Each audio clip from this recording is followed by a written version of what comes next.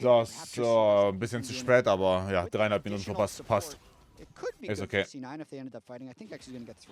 Yep, it looks like that's the call here for XU. C9 recognizing, hey, we know what XU wants to do. Let's just take his chickens back, and if for some reason he wants to try to defend them, well, Vulcan's already here, and there's no way that Wette noch? Oh ja, könnt ihr noch. I mean, ja, bekommt sie noch. Now, chicken camps traded. XU still in enemy jungle. Yeah. You can see the pings coming Dick versus C9. Dick, C9. Ihr bekommt 2 Minuten. Try to punish here. The ping did come down on the bush. XU was originally in, so he steps into a different brush. Ooh. He does manage to get out just in time. If Blabber would have found him there, that would have been tragedy for the Dignitas jungler, but XU exfiltrates the hot zone. Yeah, nicely done there by XU.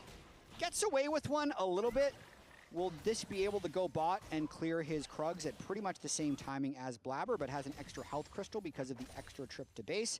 Small victories.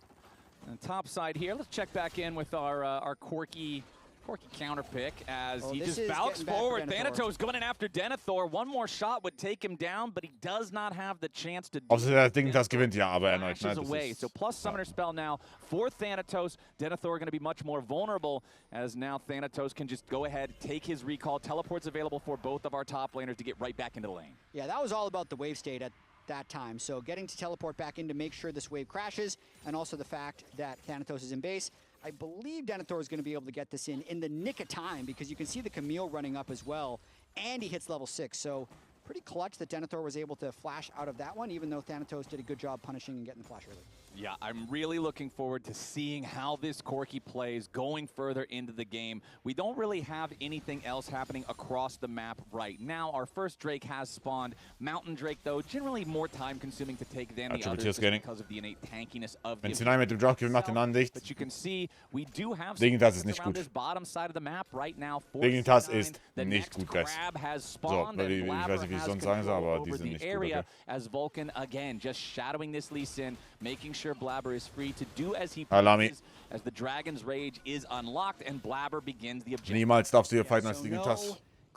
Fight gleich Autolus. Wow, dieser Camille-Pick ist außerdem insanely horrible. Swiffer schafft es, Swiffer ist in, also... Vulcan has just never been in lane, but he hasn't made anything largely positive happen yet, and Tactical hasn't been heavily punished yet as he continues to pressure XU. Okay, Vulcan does find a quick hookshot stun onto XU there, just trying to harass him as he takes his own chicken camp. Meanwhile, C9 securing that Drake, no contest from Dignitas, and that's the power that the extra crab camp was able to buy for Blabber, hitting the level 6 before XU has it. It just makes that potential 1v1 scenario a nightmare for XU. He moves up again to just... Wurde Sven gebancht, die haben einen 7-Mann-Roster offiziell. Ist es möglich, dass Sven wieder eingewechselt wird? Ja, ich weiß aber mehr als ihr, deswegen muss ich da immer, ne? Es ist möglich. Na, es gibt noch keinen direkten Time oder sowas, aber die Möglichkeit besteht, ja. Ich bin mir relativ sicher, dass Loki den ganzen Split spielen wird. Ich glaube, der ist auch einfach besser als APA. Aber ja, bei Sven und Tactical kann sein, dass er gewechselt wird. Yeah, Palafox, level 7 here on the Twisted Fate.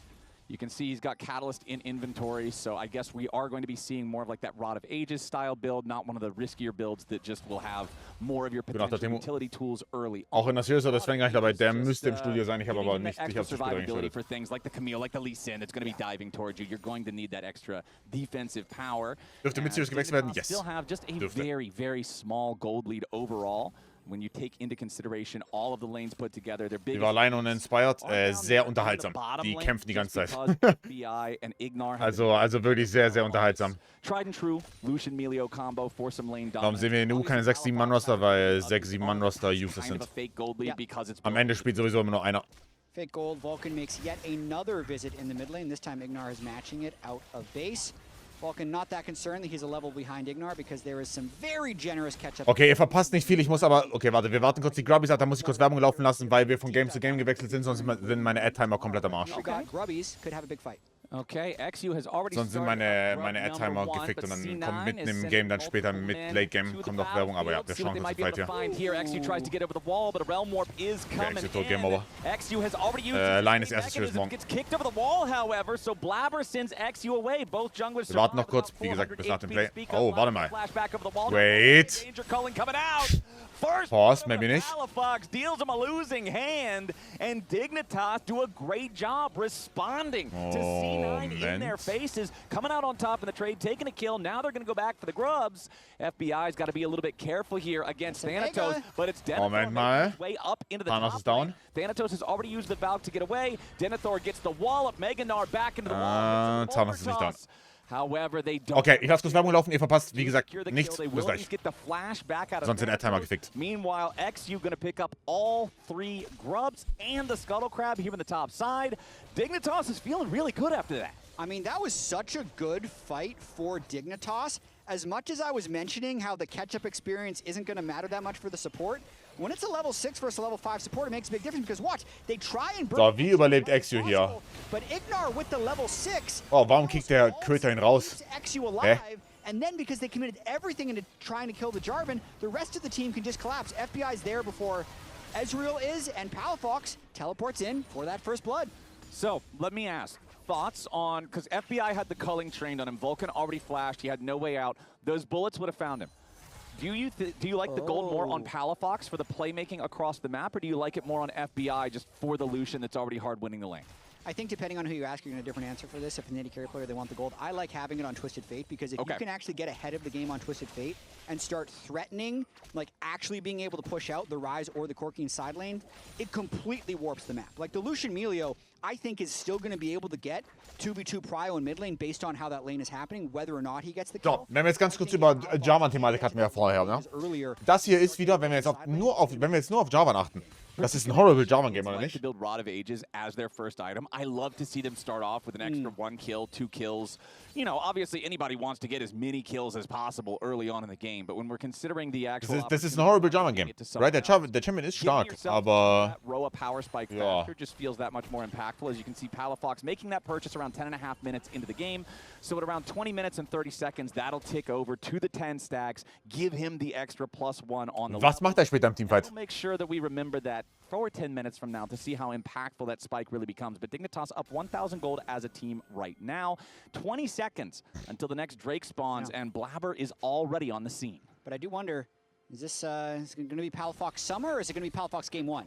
Because last week, Palafox Game 1... Kann der Jarvan nicht Full Tank gehen? Really naja, dann macht er trotzdem nichts nach. Just saying, you got to get these positive Dignitas points out. In der Theorie, Jarvan ist okay gegen Ryze natürlich, aber da muss halt Follow-Up kommen und der Follow-Up ist nicht so wirklich gegeben. Sun is shining bright, sure. but let's see if all 9 clouds... Ja, in der Theorie natürlich, wenn du die Jarvan-Ulti, Ulti und so weiter bekommst, dann das würde es schon fixen, ja. In der Theorie. Ignar, XU, FBI, all approaching. All-out Fight, kein Fertigseite bei beiden AD Carries. His way over here on the rise now as well. Cozy Campfire Oh, die gehen rein. diving in here, but the hookshot tries to go in after FBI, who is fighting back. Vulcan gets bursted down first. FBI still staying alive. Oh, lebt. Now, slowly burning away, but he stays alive, flashing out from Thanatos. Okay. Loki ends up getting the kill. Now XU's going to be picked up. C9 have grabbed themselves a couple of kills, but they did lose Vulcan. It's a 2-1 trade going Cloud9's way as Denethor gets a max range boomerang here at a tactical, looking to chase that Cloud9 80 carry down even further. Dignitas now stepping forward with Palafox and Ignar together. Palafox going to go ahead and complete his quest in the middle of the scuffle. Blabber down to 400 HP, trying to get himself away. Aber das haben die Follow-Up-Damage. Und das ist nämlich mein... Das ist nämlich mein Gefühl auch. Jetzt, das war an sich ein guter Play vom Nah, aber da ist ja kein Follow-Up-Damage da, right? Palafox is trapped in Rune Prison, and it's a life sentence. Loki goes on a killing spree. Cloud9's up 4-3. They get the kill advantage in that fight, but Drake is still alive. That was a very aggressive recontest by Dignitas there because it was actually a 3v4, but Dignitas tried to use the timing of the Meganar to make this turn happen. We're going to watch the original engage, which was very brute force from C9. It's the second time they've just tried to straight Camille ult into Ryze ult, and doing that into Melio can actually be very dangerous. However, Thanatos comes in at the end, manages to pick up the kill, and the extra sustained damage from having 280 carries I think really prevailed here. And then here's the re-engage. Big reach for them, but they really just don't quite have the damage. They didn't miss anything in that engage. Luckily, Palafox does actually get Blabber with the tail end of these wild cards, but Vulcan had actually then respawned Den Hate watchen wir ja eigentlich hinein. Aber also, bringt eigentlich nichts, weil es ist halt Dignitas im Gegnerteam, aber ja, ist I will dominate noch bei C9, yes, ist der Head Coach.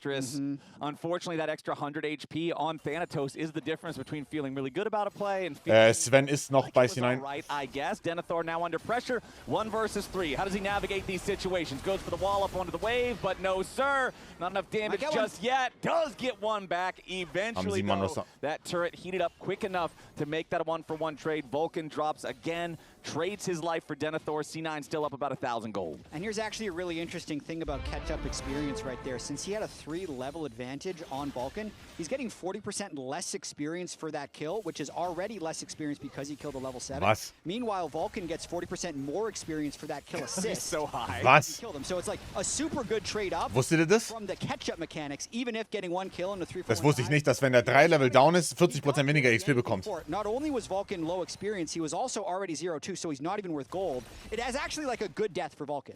And looking at experience across the board, you can see in 4 out of 5 roles, we are... Was mit Sven passiert? Der ist noch im Roster, wie gesagt. Die haben einfach einen 7-Mann-Roster. Where Thanatos is a level and change above Denethor here with his Corki. Hat Vulcan Ulti zum... Ja, der hat Ulti zum Target resetten. Is likely to be yet another kill. Der hat Ulti resettet. For Vulcan, but he does not care. It's what you're talking about. Ist Dignitas sowas wie Fnatic We're both und C9 so M... Wow. Also das ist eine crazy Insult gegenüber Fnatic. And like no experience. Essentially, Dignitas ist das Team Heretics. Von NA. 2 melee minions of experience when he dies there because of the 4-level gap. That's a 60% reduction in experience for Palafox on killing Vulcan. It's crazy. Yeah, that is just easy. Vulcan is happy to keep throwing himself into the blender over and over and over again. It's Vulcan soup, and unfortunately, it's the only thing Dignitas have to eat. It's not particularly tasty, as we've got the Rift Herald started up here by Dignitas now. Remember, they already secured one of the 2 Drakes and all 3 of the Grubs, so they are leading. Das ist keine Kamille, Leute. Ich weiß nicht, ob der Fight so... Loki geht rein mit Vulcan. Potentially looking to make a play. However, wow, Dignitas hat so wenig Eier. left side immediately of the Herald. Gold card back onto Blabber. He takes Also Dignitas hat so wenig Eier, wow. Is going to lose all its patience. So back to full HP goes Shelly. C9 and Blabber still hanging around for now, but they decide to disengage it with Blabber chunked out. Yeah, Blabber's going to want to heal up a little bit on that jungle. And it's kind of crazy. Like, that gold lead just expanded right there because Vulcan's deaths meant nothing, and the kills that C9 was getting meant something. So suddenly, they're up like 2,000 gold because they were getting plates and turrets off of those dives as well. And suddenly, they're in like a really good mid-game state. Yeah, and this is 2,500 gold lead now with that turret that just got taken as you were making the 2,000 gold point. And remember, this is 2,500 gold lead that's actually smaller than it would initially appear. Earlier with yeah, Palafox has a gold lead. Es war gar nicht würfeln, ich mich zu tweeten, weil jedes Mal, wenn ich getraint habe, habe ich basically 80% mehr XP because the bekommen. gold is built into Twisted Fate's kit as part of how he's balanced. So this really feels like about a 300 gold lead, or 3,000, excuse me, gold lead for C9. And Loki being at 4-0 is excellent for C9's game. It means he's going to be able to continue to not only have good sustained damage at team bites, but also be able to win on side. And everyone is really, this feels like a bit of a call to Crab to me. It's a worthless mid-game Crab, minute 30 seconds till Drake, but everyone is there just in case. They know. They know. Blabber is on the side of the map with a Crab. There's always potential for something to happen. Nothing will happen this time around as C9 secures that one without Dignitas doing much about it. We do have that same gold lead here still for C9. Another 75 seconds, though, and the next Drake of the game will spawn. Only 1-to-1 on Drakes, so truly, this next one does not matter. Nobody's going to feel an extreme amount of pressure if you give this away. So I think particularly for Dignitas, when you're 3,000 gold down 17 minutes into the game, a fight on neutral territory, a fair fight, can feel very daunting. It might be an easy one to just say, nah, we'll try again 5 minutes from now. It's true, and I do think that it's a weird mix of team compositions here, right? Because a lot of times you'd say the Enchanter support will win front-to-back fights as FBI tries to really burn everything to kill Tactical. However, the Enchanter team is the team with Twisted Fate, who's then not as good. Flash und Flash auf AD Carries, das war... Oh. Dieser Herald ist ja mal... Very strong. Yeah, Loki's strong. XU already lost. Sehr umkämpft. Wait, die laufen Blabber hinterher. Was macht der... Ach du großer Gott. Oh, großer Gott. Dragon's Rage. Blabber rejoins the rest of C9. Das kannst du dir nicht anschauen. Hilfe. Hilfe. As Denethor and Palafox are going to step up. Vulcan goes in. Denethor taken very low. Hilfe!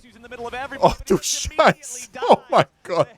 Oh, was hat denn Thanatos? As Thanatos makes his way forward, but is immediately stopped. Oh, weia. Are going to get that objective as well as take XU off the rift. Yeah, really well played fight there by Vulcan. He dodged the big engage from Dignitas with his ultimate. Because I understand why Dignitas was at least looking for a fight there. They had mid-prio and Tactical was essentially cut off. But without Lucian's culling, a little bit difficult to actually play at the correct range, and XU ends up dying for it. Yep, XU out of there also means that there's no opportunity for Dignitas to try to take the Dragon while C9 were on their recall after the Rift Herald play. So C9 can go ahead, go back, heal up, make their purchases. You can see Sundered Sky and Eclipse, 2 fully completed items now for Blabber. As C9 can head back out onto the map, the Dragon's still available to fight for. And so once more, Dignitas are in the spot where it's like, okay, do we really want to fight for this? And the answer is probably no, as the bottom lane tier 1 also knocked down by Loki as he continues pushing forward. Yeah, he's going to be completing his Seraphs soon as well. Actualizer will likely be item 3, so Loki starting to take control of the side waves here. Dignitas, I think, has no business contesting this Drake, but Thanatos goes in. Yeah, Holy. had already used his flash earlier to force the flash. Ja, das Hate-Watch beide. C9 am besten, aber... See the opportunity, Thanatos goes in, tries to full send after FBI. Das in diesem Roster heißt, ich hasse eigentlich nur Blabber. Und den, also ich hasse mit einer Passion, aber ich hasse ja eigentlich nur Blabber. Ich mag Thanatos sehr. Dass Thanatos noch nicht LCS gewonnen hat, ist eigentlich eine Frechheit. Du bist so gut. Might not be able to finish it off here entirely just yet. Weil Inter ist, weil er, ja. Will go ahead and walk away, head towards the Scuttle Crab now. As topside, you can see Palafox at least took the tier 1 out up there, but it's still a 3,000 gold lead for C9. Palafox is about to hit 10 stacks here on his Rod of Ages. 20 minutes, 30 seconds. I said we would check in and see how impactful that is. And unfortunately, there's nothing to fight for right now, so it's not like this is happening right as there's about to be a dragon fight, right as there's about to be a big play, so it doesn't ultimately end up being as powerful as it could have been with that early gold on Palafox converting into an earlier Rod. Definitely not, and I want to go back to what I talked to Blabber about before the game, where they said last week against Team Liquid, Top 3 Jungle LCS, inspired. The game, they just weren't playing with their tempo well, and I think they are playing much better with their tempo here. So even that last sequence, like, yes, Palafox was getting the top lane turret for free, but then what did Cloud9 Inspired, Jose Deode und Hambak. Actually, easy Top 3. Also ganz klarer Unterschied nochmal zwischen Inspired und allen anderen, aber Inspired, Jose Deode und Hambak. Die 3. For the numbers advantage that was created by Palafox not being there. And it's just like the continuous run of plays like that. Und dann Griffin. Griffin so Vierter wahrscheinlich. Over and over again ended up being very positive for them overall. Oder Blabber. And I feel like that's something that we see a lot. Ich bin, also ja. Okay, never mind. Hold on, we don't have time for that. Loki getting dove on here. The burst of the Cloud9 mid laner is good. Shutdown credit over to XU as Dignitas make their move. They spring the trap, and the kill onto Loki is worth a lot of money. You can have all the tempo in the world, but if you walk in 1v5, you're still going to lose. Yeah, so the numbers game. Got a little bit lost at the very start of that to see how Loki was there, because I feel like the TF ult came in even after the fact, like after they had already been killing Loki. So big misplay there for a Rise. Dignitas kommt ist idiotensicher, die Dignitas kommt ist nicht idiotensicher, weil das Problem ist, wenn die Dignitas kommt nicht erhält, das hat sie kein Damage. But Loki certainly not going to be happy with that outcome. Almost had his level 10, or 10 stack, excuse me, there on the Rod of Ages for the extra level, as Ignar will be forced to flash away. Vulcan continuing to put on pressure here with these Camille hook shots. Bullshit. And unfortunately for Dignitas, the kill is really just a kill. They don't translate it into a whole lot else across the map, but here's the pick. Oh, this was... Oh, that is a terrible round. He's in there. Wow. Das war insanely better. Yeah, Auf Gold das ist ein Safe Kill. Wenn du ahead bist. Ja. Oh, take a deep breath, Vic. I feel like you're pressuring everyone a lot. Vic is FBI right there, so XU trying to keep the team a little bit calm there. It was after a winning fight, but it was actually FBI who created that play in the first place. We'll have to track how well they play together for the rest of the game. Yep, and that Loki Realm Orb, I don't know, man. I gotta criticize. Not good. Yeah, Black lieber auf Lucian, ne? I definitely feel like even if you were thinking maybe they're going to overcommit here, the send your Rise in alone on an infiltration mission just feels a little overzealous, we'll call it. Audacious, perhaps. It's always one of those things, like, when someone makes a really in play, I can still kind of guess what they were thinking was going to happen. Right, yeah. It doesn't make it good. You can be like, all right, I can see a world where maybe 1 in 100 times this works out or whatever. Yeah. But I don't really think it's the play, as Tactical eats a lot of damage there from the culling, does have to use his flash to get away, but now Vulcan may be the sacrifice instead. No. Aber ist er nicht tot? C9 with a beautiful job, turning it right back around onto XU as the True Shot Barrage flies through, finds damage onto the Dignitas carries. Now that one I can at least say, all right, I see what you were trying to do. You didn't quite have the damage. It turns around and gets punished instead. Yeah, that's happened a couple of times with XU when trying to kill Vulcan. Weil das geforcetes Tor ist, aber du hast doch gesagt, auf Goldcard hast du einen Safe Kill. Da war eine Goldcard. Not to mention the Sundered Sky. Wo ist er tot? Makes him sneakily tanky. Oder, ach so, also es ist, also auf Goldcard ist es Safe Kill, wenn es unter den richtigen Conditions ist. That would have been a really big pick for them, but now XU no Verstehe. Cataclysm and likely won't even make it back for the spawn of Drake, as Palafox kind of just seems like he's going to take care of himself here, get some gold in the top lane. I don't think they're going to be able to contest this Drake. Wenn es nicht Dignitas ist. Ah, okay, gotcha. And it's a big utility power spike for Twisted Fate. The amount of pick potential you have kind of skyrockets once you have. Das ist auf jeden Fall nicht besser. Also, LEC war horrible heute, aber das, was Dignitas spielt, ist auch horrible. Also lass uns hier nicht. Also ich bin auch sehr biased gegenüber der LCS. Don't get me wrong. Yeah, I'm looking at this. Looking mid, looking mid. Has flash, has flash, has flash. Can be Go good front, at- go front. Yeah, I'm just. I'm gonna ult Camille. Guys. Nice. Oh, he's dead. Good. Rage bait. Walking forward now. I push top. Yeah, yeah. Nice. W rage bait. W Nice rage bait. Okay. Kill the Ezreal! Rage bait! You can always count on C9 to have whatever the current meme brain rot meta is. Yeah. C9's going to be on top of it. That is one of our long-standing traditions here in the LCS. But, okay, Palafox with Rapid Fire Cannon, this could be what they're looking for. What I was saying before the comms is it actually pays off really well for Dignitas getting one of those early first 2 dragons because it means Cloud9 doesn't have Soul now, and Dignitas did not have to fight before they had their Rapid Fire Cannon available. Yep, and there's not really a tank on the side of C9, so Yeah. whoever you gold card, as long as you don't hard commit, And there it is. something Flash happening. gold card coming out. They're going after Tactical, but the follow-up damage isn't there. Vulcan's doing a great job. Body block. Ah. Tactical does finally die. Jetzt sehe ich, Vulcan was du next target meintest. Now as XU flashes over, Okay. keeping himself alive at the same time. Palafox does die on the Dignitas side. Denethor moving forward. Goes in for Loki. Whoa. Meganar with a wall of follow-up. That's Seraph's embrace. It Fair doesn't enough. matter. The sweet embrace of the fountain is all that awaits the mid laner for C9. Genji vs DK. Genji vs DK waren 2 Firestorms, to be honest. And sure enough, it is Palafox with the flash engage. The rest of the team ready to follow. Was waren die besten Games heute? A pretty big win. Ich fand, Tarzan hat eine sehr geile Series gehabt, wenn du das schauen willst. Also es war auch sehr one-sided, aber Tarzan hat eine sehr, sehr, sehr, sehr gute XU Series does gehabt. hard commit in, and then Palafox re-engages. Ich fand BLG gegen JDG sehr unterhaltsam, aber ich bin auch BLG. Ich glaube, 6-7 ist gewandt. Okay, aber es war aus Versehen, es war legit nicht mehr Absicht. Ich fand BLG gegen JDG sehr unterhaltsam, da bin ich eher mal biased. Und dann SK gegen Giant X ist eine Experience. They just keep their tempo, they counter jungle, and they're back to fight again. Yeah, I think Baron's probably scary with XU being as low as he was and Blabber being there, like you're saying. Denethor, though, also in a scary Wow, er spot. geht schnell sein Mega nach. About to go Wow. Mega needs a little bit more time. Wallop immediately into the Mega Gnar, putting a lot of damage into Blabber, but as soon as Thanatos arrives, any hope dies. C9 finally get that. But I'm going to call that a 2.5 V1 because Thanatos only shows up at the very end, but it still certainly counts. So they'll get that pick there onto Denethor. That is 40 seconds without the Gnar. Yeah, the other thing that counts, though, is Palafox burned his TP to support that play. Ooh. If Palafox was just playing for himself there, that top wave would be into the turret, and they'd be able to at least keep the tempo with how much C9 invested in that kill. With Palafox going down there, though, C9 is going to take much more control of the map. Yeah, we have the biggest individual. Hold on, we don't have time to talk about gold. Oh, er ist actually tot. Action. Gold Er card ist onto Tactical. nicht tot. Calling over the wall. Blabber absorbs about half of it, lets the damage spread between. Du, Game 3 war clean. Tactical, so nobody. Ich glaube, Game 3 war der Draft sehr gut. But yeah, we've got the Und dann der eine Teamfight war gut, dann hast du runtergesnobbelt. Wie gesagt, Game 1 und 2, das war eine Experience. Also allein deswegen kann man es schauen. Es war eine Classic LEC Experience. So, ich glaube, das Problem ist, dass dieser Ryze 3 Items hat und dieser Ryze ist sehr OP. Der Actualizer. Wenn du in den reinlaufst, one-shottet der dich komplett.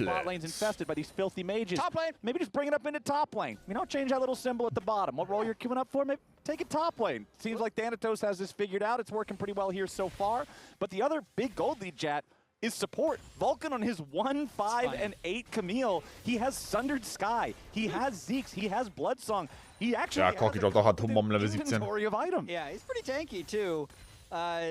I mean, 2-level advantage for Thanatos as well. You can play Corki up there, you can play Vayne up there, you can play Trist up there. Anyone who has that kind of natural, you can play Teemo up there. I know it feels kind of cheap, but it does kind of feel like an AD carry. It's a ranged auto attack. I mean, if you want to have an impact in the game as a top laner, the game generally has to be close, and then you can take over as Palafox gets hit. Yeah. Bye-bye, buddy. Immediately diving in, the Twisted Fate is long gone. Nice engage coming out there from C9, but Dignitas Bye-bye, Nummer 2. Cataclysm into the Mega Gnar on the Wow. Loki. They Er hat seinen Kuh nicht mehr rausbekommen. Egal, mehr das nicht. Vulcan's gonna try to get himself away. FBI has GG. been killed, and Dignitas is nothing but a graveyard. XU may have gotten a Nash. double kill, but he's Was? lost every Was? man that stood beside him. Thanatos, Tactical, and Blabber all still alive here on the map. Thanatos. Okay, I guess wir wollen Drake haben, aber warum TP?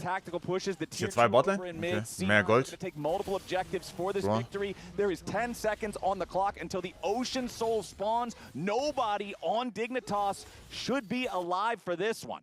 I got deep push. I want to play mid wave, and if they go bot side, we play Baron. Just trust me, okay? I want to base with leads in there. Yeah, we're basing now, and when they go mid Baron, Drake, we ultimate Baron. Sure. I can flash on TF, guys. Yeah. Ich liebe diese Instant Home Reviews. Nice, coming. Me and Ezreal a bit far. Kite back. Me and Ezreal a bit far. Canny. Yeah. Look me. I'm looking. Okay, flash. It's good fight. It's good fight. Nardo flash. Yeah, I'm looking. Lucian. Yeah, I'm looking.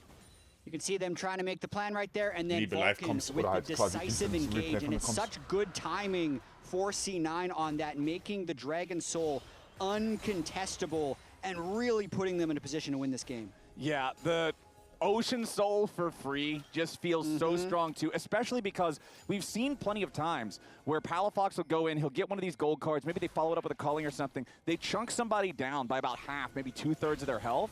That doesn't matter anymore now that you have the Ocean Soul, as Ignar is trapped inside the Hextech Ultimatum. Blabber goes in ready to follow it up. Loki's in the middle of everybody, and Loki dies again. Moment. This positioning is not what C9 wants it to be. FBI and Dignitas doing a beautiful job fighting Mit back Ocean Soul. as XU occupies Tactical off to the side.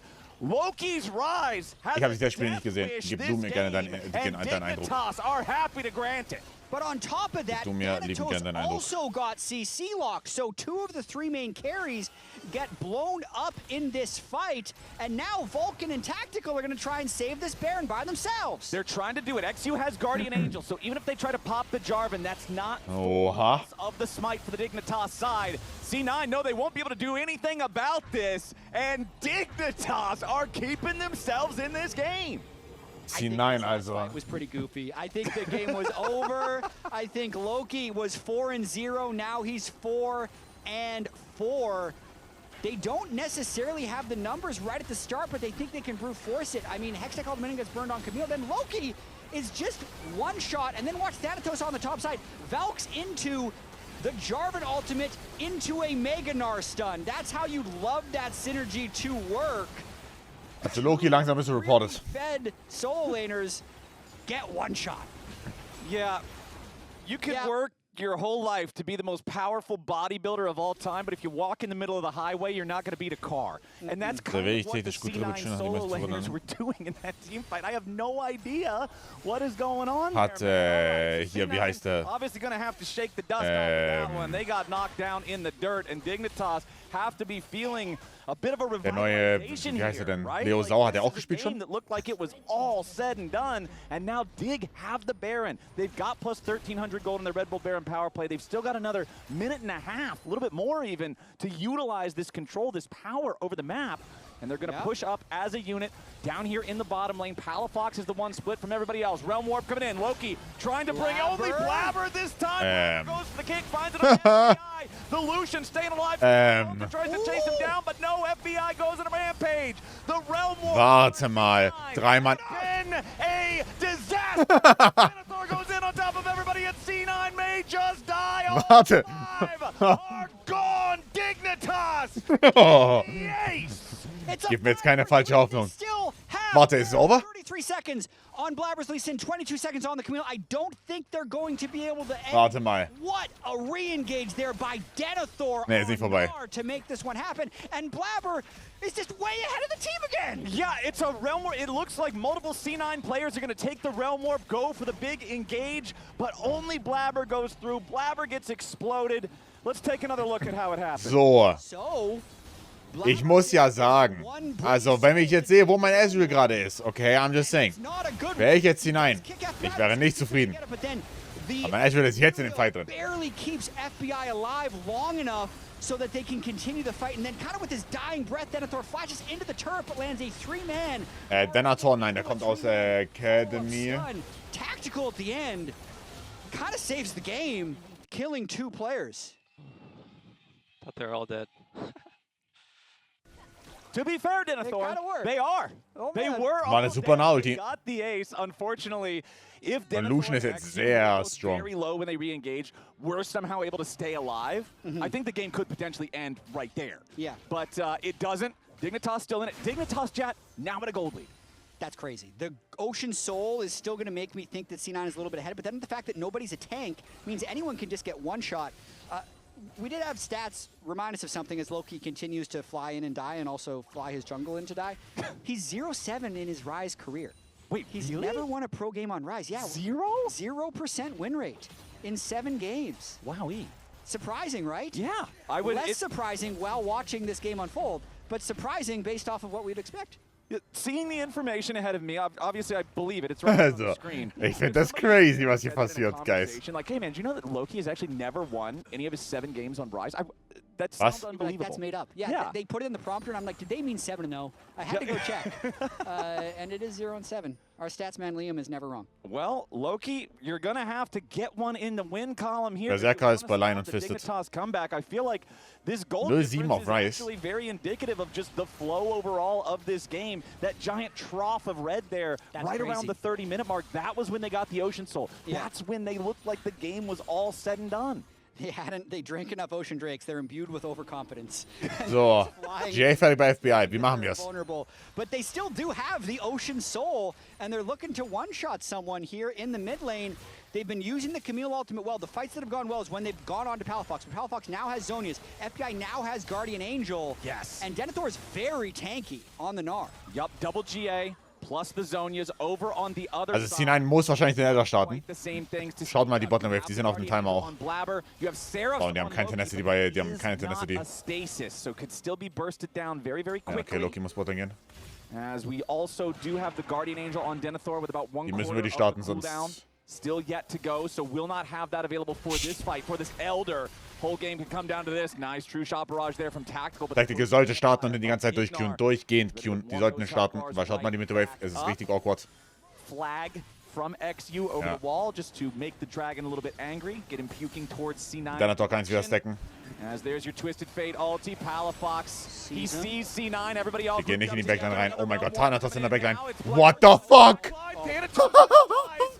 These What the fuck? are terrible. Cloud9. What the have sent fuck? themselves into the maw of It's death over. time and time and time again. And their chances have What the finally fuck? run out. Dignitas with the punish. They wait for Cloud9 to give them the game. and Das they ist crazy. accept Wo ist ein the VIP? Für arms das wide kriegst du kein open. VIP. Dig with Das the ist 5-minute crazy. push towards the enemy Nexus. These Nexus turrets are not going to do anything, but then nobody will be able to help Blabber and Tactical hold on with this one.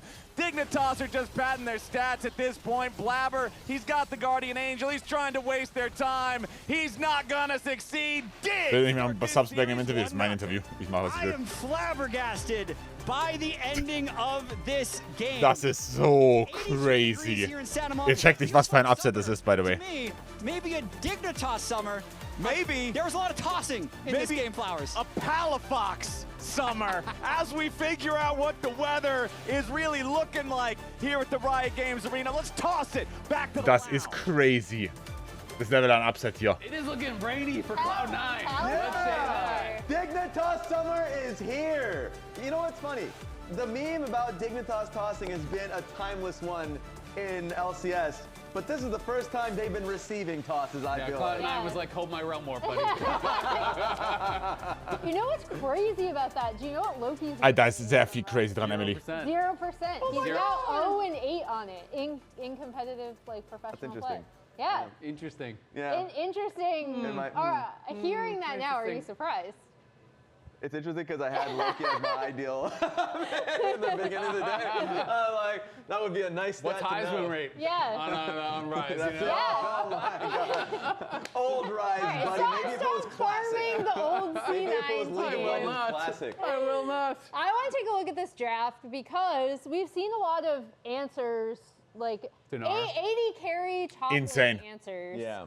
Insane. Specifically Primarily- Dinar. It's like Vayne, TF, Vayne, Triss, TF, Corki. Tristana. Now we have the Corki. It was played last in Kespa. Actual California insanity. when KT lost to Gen G. But this one, I Das ist crazy. understand the sentiment behind it. But then I was looking at Dignitas' comp, and I was like, I feel like they have the tools to deal with everything that C9 is throwing at them. Yeah, I mean, it did work objectively in isolation. He was thousands of gold ahead. He was really, really strong. But, like, you guys can attest, very early on in this game, I was saying I thought Dignitas was going to win. I just think C9's comp was so easy for them to play against. Yeah. You know, I think Dig made a lot of mistakes that made this game harder. I think C9 then... Where's he doing? Yo, he should be over the wall kicking an idiot or some shit. Why is he just standing there? Why is he war jumping backwards into a bush in a pit? He's just been standing there for 30 seconds.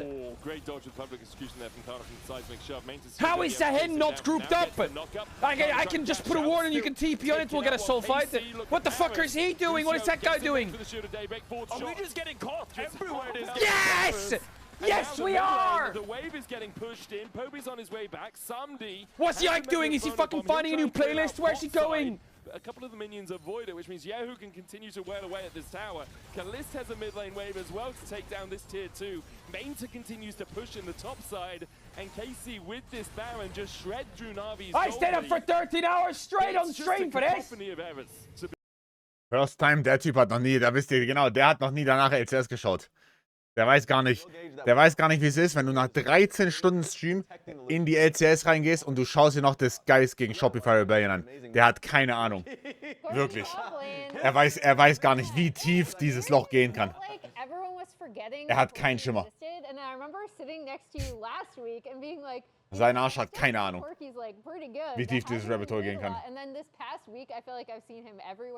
Now, including top lane, picked 46 times previously in Tier 1 history. Last time in the LCS was Viper, playing it in 2022 Lock-In. Sag Cable mal, dass er LCS schauen kann, ja, oder? Dass ihr dann bei ihm schauen könnt, statt bei mir. Seid ihr dumm? Der kann schön offline gehen. But yeah, Dignitas, I feel like der kann schön offline bleiben. But they were really struggling to kind of get on the same page. Yeah, I just want to like start. Wo ist Sven? Wahrscheinlich im Backstage lacht sich einen ab. That a lot of people are going to be talking about the realm warp specifically. So like just taking a moment here to imagine what C9 actually wants to accomplish. Because I can see the angle that Blabber is trying to take, but I think they say right here that they want to go for a realm warp. I think spielt nicht? Junge. He stopped. That looked intentional. Yeah, because it makes sense for Lee Sin to want to come into the das realm muss, also das ist crazy. It makes sense for the Corki to want to come into the realm warp, which ends the game literally right here. So that was really tough to see. I wonder if we could see, like, fucking crazy. Because I just wonder if his camera was just not even in that area at all, and he just had no idea. He just got, Because I just can't understand the thought process. Fucking crazy. He clicks back, which made me think he was looking, but then he just stops. And he goes back in it. It seems like it's intended. Das muss intentional sein und das ist dann intentional feeden. It looks intended, but then when they come in, immediately, FBI is literally right there. Yeah. Blabber's able to get out, but yeah, he has no chance to do anything there. No. And I mean, yeah, I guess we don't have too much time, so we'll just go straight to the player of the game, which is FBI. FBI had like an incredible game. I know that there was a little bit of comms of like trying to keep calm. Because I'm sure their comms are really, really, really frazzled. Because the beginning of the game was not good from the side of Dignitas. A lot of their compositional goals were not really being met. So as you can see right in front of us, big game for FBI. It really made, it was a game about him, give him space, they did so, they ended up taking the dub. Yeah, and I mean, FBI, they've talked about how important he's been to this team when they have been able to be on the same page. A lot of the time it is because of stuff like what we heard in comms, where he's trying to, like, stay calm, reel everyone back in. And in a game like this, Right, let's say horrible. This is intangibles we were talking about. He still had a really strong Lucian performance. I like the Denethor getting a lot of shout-outs, too. Some of the Meganar timings, so I have a lot of This is people who are just remembering the bot lane, bot lane Meganar that looks really cool. Yeah, because the vast majority of that game is a Gnar TPing in with mini Gnar. Yeah. So, kommt auf Toilette, dann gehen wir rein in Game 2. Wow. Also, come on, Raz. There was the other river fight. He had a good Gnar. Wow. They got the call down to tactical. Yes. Yeah. For sure. Well, congrats to FBI. And remember, during the LCS Summer Split, you could win a trip to a League of Legends event, save your MasterCard as your card on file, and make a purchase from the in-client store for a chance to win. Game 2 is coming up right after this. Stick with us.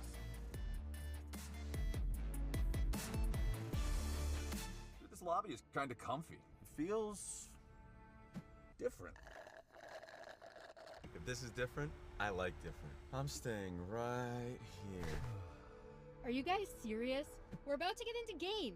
Emily, let us enjoy it. You guys need to lock in. Maybe this'll help.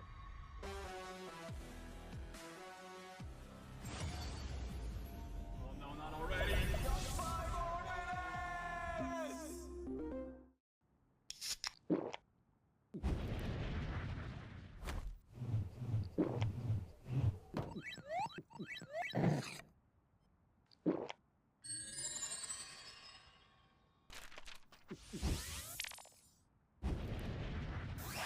Red Bull gives you wings. Rich in the ground before Dub can even get there. In time to try to knock out as Impact gets bursted. Don't feed. Knocks him down. Get fed.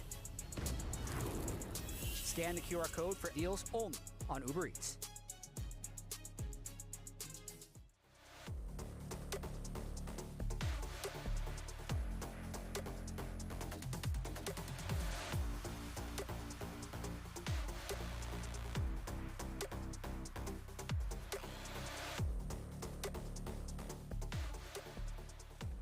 Sorry?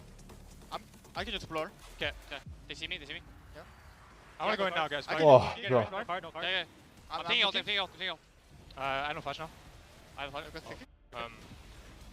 Quick, no flash. Yeah. Fight with me. Look here. Rise stun. Watch Rise. Yeah, kill me. It's end bot. End the game. That was scuffed. This guy can't play Camille. Oh. This guy can't play Camille. Ansage.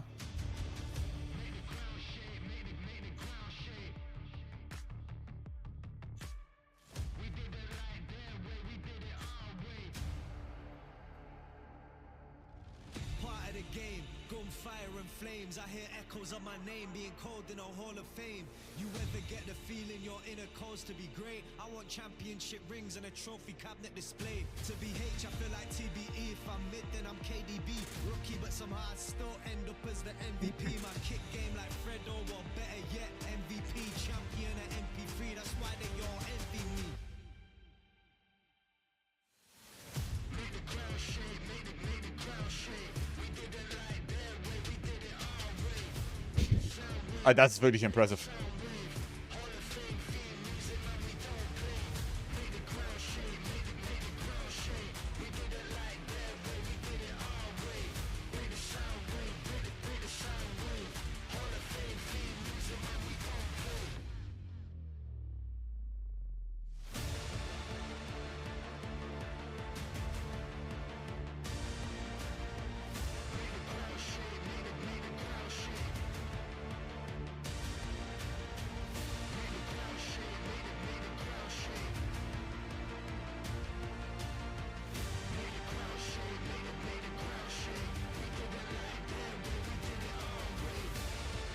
This is excellence personified.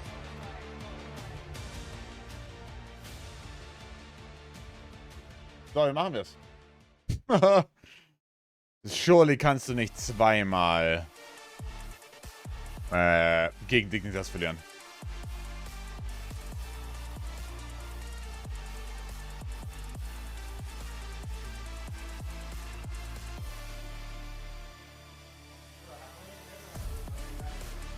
Welcome back, still eating cereal Yeah, in the chat. I was given this by Isaac.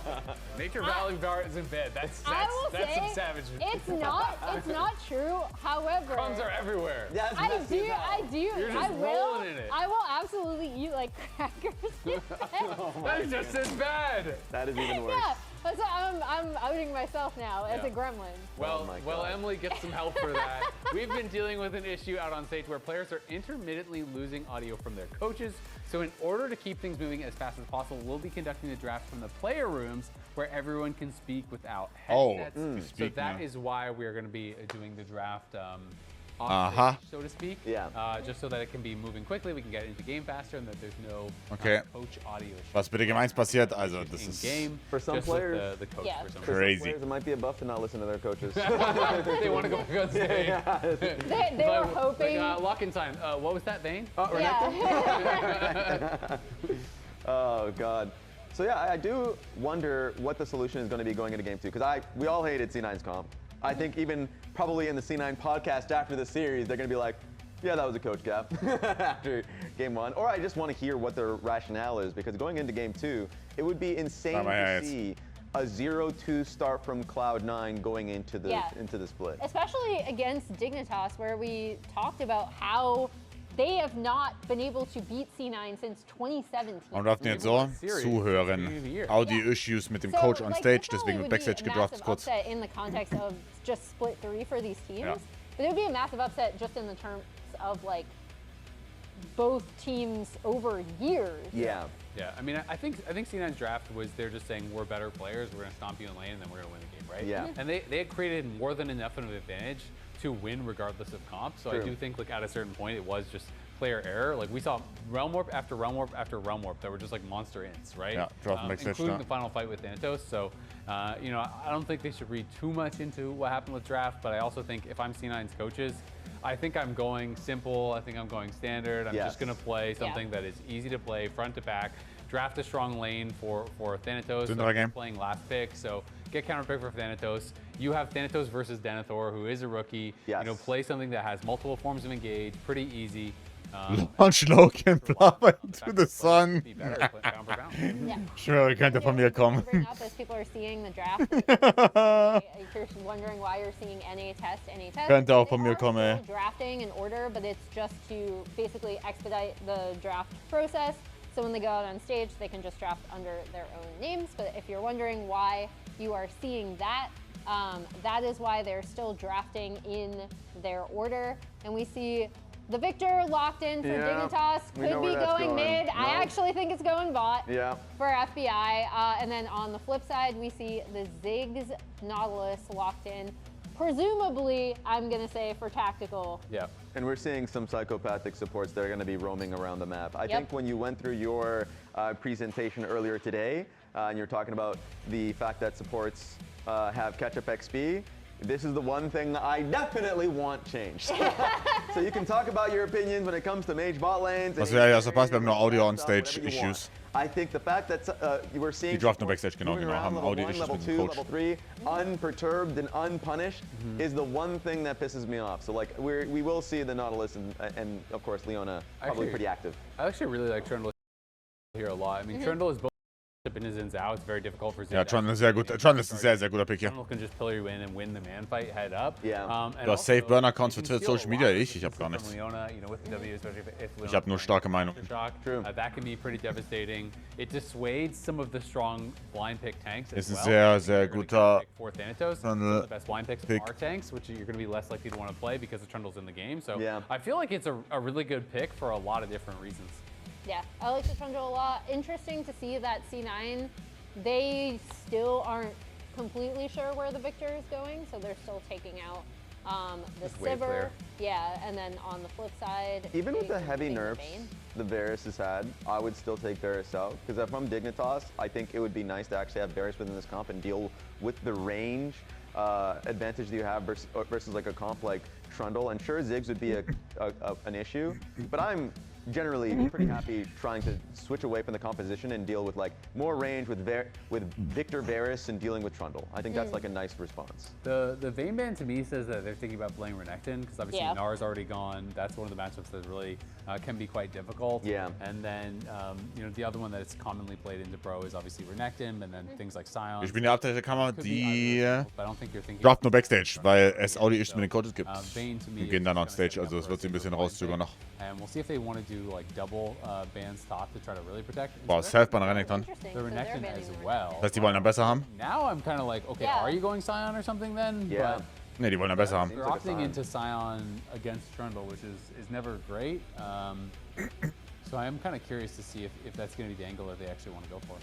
Another pick that's available suspiciously is the Rumble, and I don't think. So, jetzt die Frage, Denator, ich kenne ihn nicht. Spielt er sowas wie Garen? Spielt er diese Cheesy Picks? Oder was ist jetzt die Antwort? Spielt er jetzt Olaf? Olaf gegen Trundle Self-Pick? Horrible. Makes sense being down a game, wanting to be able to find something to secure a win. Yeah, I mean, it is strong. Renekton's the common answer, and the fact that Renekton is banned kind of lets them go this, and then also lets them find out, is it going to be Victor bot or mid? It is going to be Victor bot. Akali is mid, so now they get to have... Well, Galio Value ist nicht bad hier, Freunde. Yeah, I mean, I will say we have seen all three of these champions. Die Galio Value ist ganz und gar nicht spät. Victor bot, Akali mid, as we see the final. And it's interesting because if there's Silas, so it's going to be Silas pick. This is going to be so fun watching the Akali Silas matchup. Well, deutlich besserer Draft für C9, vor allem mit dem Trundle-Pick. Especially when he sees the Ziggs, this is something that ihr bekommt 2 Minuten zum Abstimmen. And finding assassin options versus control mages and try and play side. So I'm expecting Quality Liga, ihr fucking Köter, was wollt ihr denn? Zinzao, Akali on side. Wenn ihr zuhören würdet, wisst ihr, dass die Namen dann gleich normal sind. Die haben nur Backstage gedraftet, die gehen jetzt on-stage draft nochmal mit den richtigen Namen. I think it's a nice composition from Dignitas that plays to their strengths. Yeah, Silas feels pretty strong here though. There's a lot of good ults to steal. Leona ult's really good. Victor ult's good. Like even Akali and Crescent Guard aren't bad. I feel like still Trundle seems like a giga pick, and I feel like C9 has pretty easy ways to start fights and to play sides. You have Ziggs for wave clear mid, obviously to match the Victor, and Mbessa plus Trundle I feel like beats any 2v2 really that Dig has. Yeah, they've done the exact. I kind of like. Ist, glaube ich, ein Free-Win Draft für C9. I vastly prefer C9's comp. Yeah. Even though I talked about comfort, it's like they did the exact opposite of what I wanted. We're going to be comfortably losing. It's like, I would like range. No, we're committing to the dive. Akali, Aatrox, Zinzao, Leona. Nicht so Platzhalter. Maybe they'll be able to find options on Mbessa on side or anything like that, but I think C9 is going to be really happy playing a 5v5 grouped up. I just also think, like, as we covered with mages in the bot lane at the very start of the day, I think it's Ziggs, like, Giga S tier, and then a lot of the other mages, like, behind him, just because I also think that AD carry players like this, when I was talking about, APA, if APA was in, he and Tactical can play picks, I think Tactical can play Ziggs, right? And this is exactly what I was thinking of previously. And I also really love the Silas pick here. Like, I think that's just such a great last pick into what Dig have prioritized in their draft. I mean, when you're looking at both comps are 4 melee champions plus a mage, right? I think Victor is just way easier to get on than the Ziggs is with Satchel and with the additional range. So I think we prefer the C9 side of it. Casters. Grüß up. Grüß Gott. Thank you very much, Lounge. I feel like we were having a very similar conversation right now because there's just a lot that C9 has to counter the melee-heavy champs on Dig. Absolutely. I also think Tactical is a good Ziggs. I've seen him play it really well. He was playing this in 2021 before mage bots were a thing when TL wanted to play towards top side. So also love the Trundle into the Leona and the Xin. And then if I'm thinking about how Dig wins with Palafox playing, quote, selfishly, I don't love the things that he's up against. Like, maybe he can find some kills on his Ziggs, but... ja, ich glaube, Teamfight für die Akali wird auch nicht so leicht. Nautilus Ulti. Right, exactly. You don't have 80 carry plus control. Trundle, der dich kaputt schlägt, auch besser. Ein allzu geiles Akali. Ja, wohl okay Akali, würde ich sagen. See players on the stage now still having to do these two-part type of drafts, so we'll be getting onto the Rift ASAP. But I feel like the big thing, we got to talk about it. Everybody in the discussion threads talking about it. People in the Twitch chat are talking about it. We're talking about it. Cloud9 should have won the first game. I am not going to take anything away from Dignitas for being able to stay focused and coordinated enough to punish the mistakes that C9 made and come back. But by God, not all mistakes are created equally, and C9 chained them together back to back to back to back to back, and they were all named Realm Warp. The team has to have that. Muss ich mitgehen, Flowers. Behind the Hast du scenes, recht. say no more of this. I want to see whatever C9's communication was in game number 1. I don't ever want to see another word of it ever again, because that was not correct League of Legends. No, I don't think that was the plan either. I recht, kind of refuse to think it was the plan, especially in that last fight. And I know they went over it. The Lounge went over it with the replay file. Thanatos stopping inside the Realm Warp that then takes him into 5 players as a level 20 really fed Corki to instantly die. When they have Ocean Soul and they can just slow play it and can try to continue poking. Yeah, just poke. Completely acknowledge as well, like the rapid fire cannon Twisted Fate, very difficult to deal with when you don't have Hat ihn geändert, hat Ding das gut gespielt, C9 hat insane hart geändert. And then Realm Warp after Realm Warp put them further from winning. So that's going to increase the pressure on Cloud9 because it's all well and easy to say that it's just the regular season and we're looking to improve, but especially for Loki and Tactical, who are still in the tryout phase for C9. They are still running the 7-man roster, and they've lost all 3 games. And they really expected to, I think you expect to walk over Dignitas. Yeah, that's the huge part for me is because, you know, you're saying, yeah, it's just regular season or whatever. Remember, regular season is a single round robin. You play each other team once. And if the expectation when you're going up against Dig is that everybody has these guys power ranked bottom 2, if you're one of the teams that's expected to go to Worlds, which I think a lot of people probably expect C9 to... Hat Dominik guten Coach-Record oder ist der Garbage? Well, C9 hat noch nicht gewonnen in der Liga. Man hat sich noch nicht für den International qualifiziert, seit gut mir. That turns into a loss. You already pointed it out earlier. C9 lost their first regular season. Safe Call außerdem jetzt schon, morgen früh um 9 Uhr wird der Stream zwar angehen, aber bei aller Liebe, ob ich da bin oder nicht, das series against anyone in the LCS since the beginning of February back in lock-in. Yep. So this would be quite the upset here in terms of North American League of Legends if Dignitas could clutch this up. Now remember, so far Game 1 has gone very similarly to Game 1 of last week, where Sentinels was winning for a very long time, Dignitas managed to come back, and they get the Game 1 dub, then they lose the next 2 games. Game 1 kind of went exactly Series heute für Lyquest and now they have to change their fates and do what they have not been able to do all throughout spring. Take that auch hier 2-0, ne? Klar. in the series and finish strong. Let's see if they can do it. We got triple TP on both sides.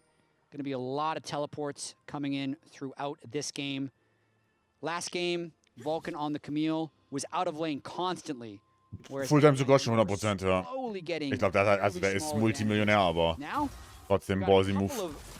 Roamers on both sides, and I feel like that's more what Ignar actually wants to do. Like, Ignar winning on Melio is very surprising. He's normally the guy that doesn't win on the Enchanters, so he's more in his comfort zone here. Plus, you want to hop in the time machine for a second? Go back about a decade. Ignar Fervor of Battle Leona. This man is one of the original Chad Leona players. He knows this champion. He has a special relationship with this champion in competitive play, unleashing strategies that other people were not ready for at the time. So we'll see how well he can do it this time. You mentioned both of these guys are playmakers. They can set things up with their heavy CC. Neither one of them has quite the mobility of Camille, being able to hook shot all around the map. So I don't expect either one to be quite as active and constantly on the move as Vulcan was in the first game, but I do expect them to both try to be making those moves, especially with the, I always call this the World's 2022 matchup in mid lane, Akali versus Sylas. It was the meta during that entire competition. It was the head-to-head that you saw all the time, and it can get very volatile very quickly. Both melee champions, both of them can be punished if they go too far. Both of them prime targets for these support roams. They absolutely are. Thanatos already also getting some shove in onto Denethor in the top lane. Even though he wasn't impactful in the later fights, Thanatos was wildly far ahead of Denethor from the laning phase, just couldn't translate it. And Denethor was able to get some really good Meganars and Meganar ultimates off in team fights. And I feel like that's a really interesting thing to talk about with Denethor specifically, because yeah, the individual gold lead for Thanatos was massive in that game. Plus like, what, 3,000, 4,000, something similar to that. But for Denethor, a guy who at the beginning of the day here, you were talking about his nerves in week 1 were so engaged, I guess we'll call them, that he accidentally made the wrong purchase. Hold on, here in the bottom lane, we got Vulcan taking a little bit of damage, but he's leading the charge at the same time. As soon as Blabber shows up, FBI is troll food, and Blabber's taking the first blood. And they give the kill over to Blabber as well. They had give the kill, oder? Rennt ran und schickt ihm den. Made the journey there. Let's reward the jungle for coming here. All started with a perfect backward satchel charge by Tactical. So nicely done here by Vulcan. Early lost chapters useless seit neuem. Get the first kill in the bottom. Yep, and Ignar does a good job of holding the wave outside of the turret there so FBI can get everything. But what I was saying is just Denethor, from going from week 1 buying 2 of the same item because of nerves to now in week 2, you're 3,000 gold down individually and you're still able to find those clutch plays, those mega Gnars that you're talking about that really did turn some of those reversal fights all the way in Dignitas's favor. I really like to see that out of a rookie. You really do. So very well played there. Blabber is going to be hard to deal with on the Trundle here. If he gets too far ahead of the this game into 4 melees, I really feel like he's going to be able to take over as Ignar roams out. Looking for Loki. Ooh, Ignar with the flash. Zenith Blade finds his target on the Cloud9 mid laner, but Loki with the flash away, and Vulcan right behind him does escape to safety. Summoner spell now down.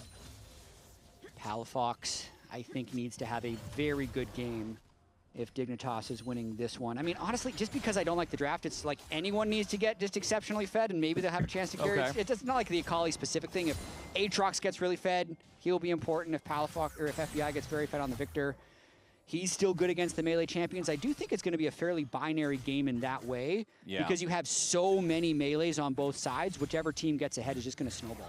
I just feel like, particularly for Palafox and XU's champions, what they want to do and the tools that normally allow them to do that are pretty solidly nullified by a lot of what C9 does. Akali's smoke is generally weaker against AoE, and there's so much AoE on the side of C9 to just bombard that area as soon as Palafox tries to find safety. XU's Crescent Guard also is great to protect him from long-range attacks.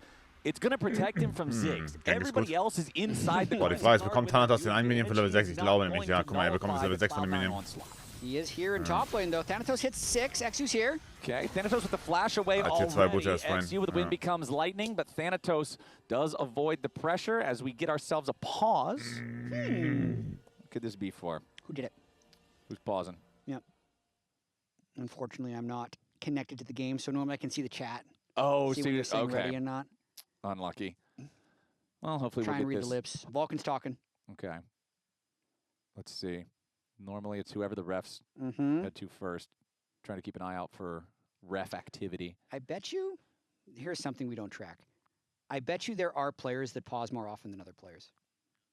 Because there's obviously stuff that is just luck, but then there's also the players that are just very willing to pause or sensitive to any small thing going wrong. We've received word that Vulcan paused the game. He says his mouse is teleporting around the screen. That's a good reason. Yeah, I feel like that's probably something that you've got to make sure you've got resolved. So hopefully this is just a quick fix, and we can get right back into things.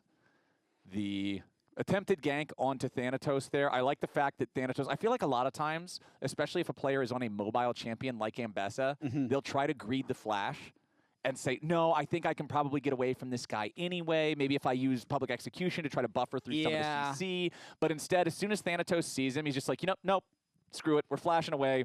He barely loses any HP, and then he's still got his position in the lane. He's just down the summoner. Not after last game. Not after losing game 1 to Dignitas. You're giving them the respect now. You're saying, yes, sir, I'm going to flash away just in case. Can't let this Aatrox get out of control here. It's like, all right, man, I already took the Realm Warp to hell in game number 1. I'm not about to lose this early death in lane in game number 2. But yeah, I feel like the Denethor will have the opportunity to be pretty scary here on the Aatrox, with the fact that both teams just have these long-range control mages, these wave. Come on, guys. Come on.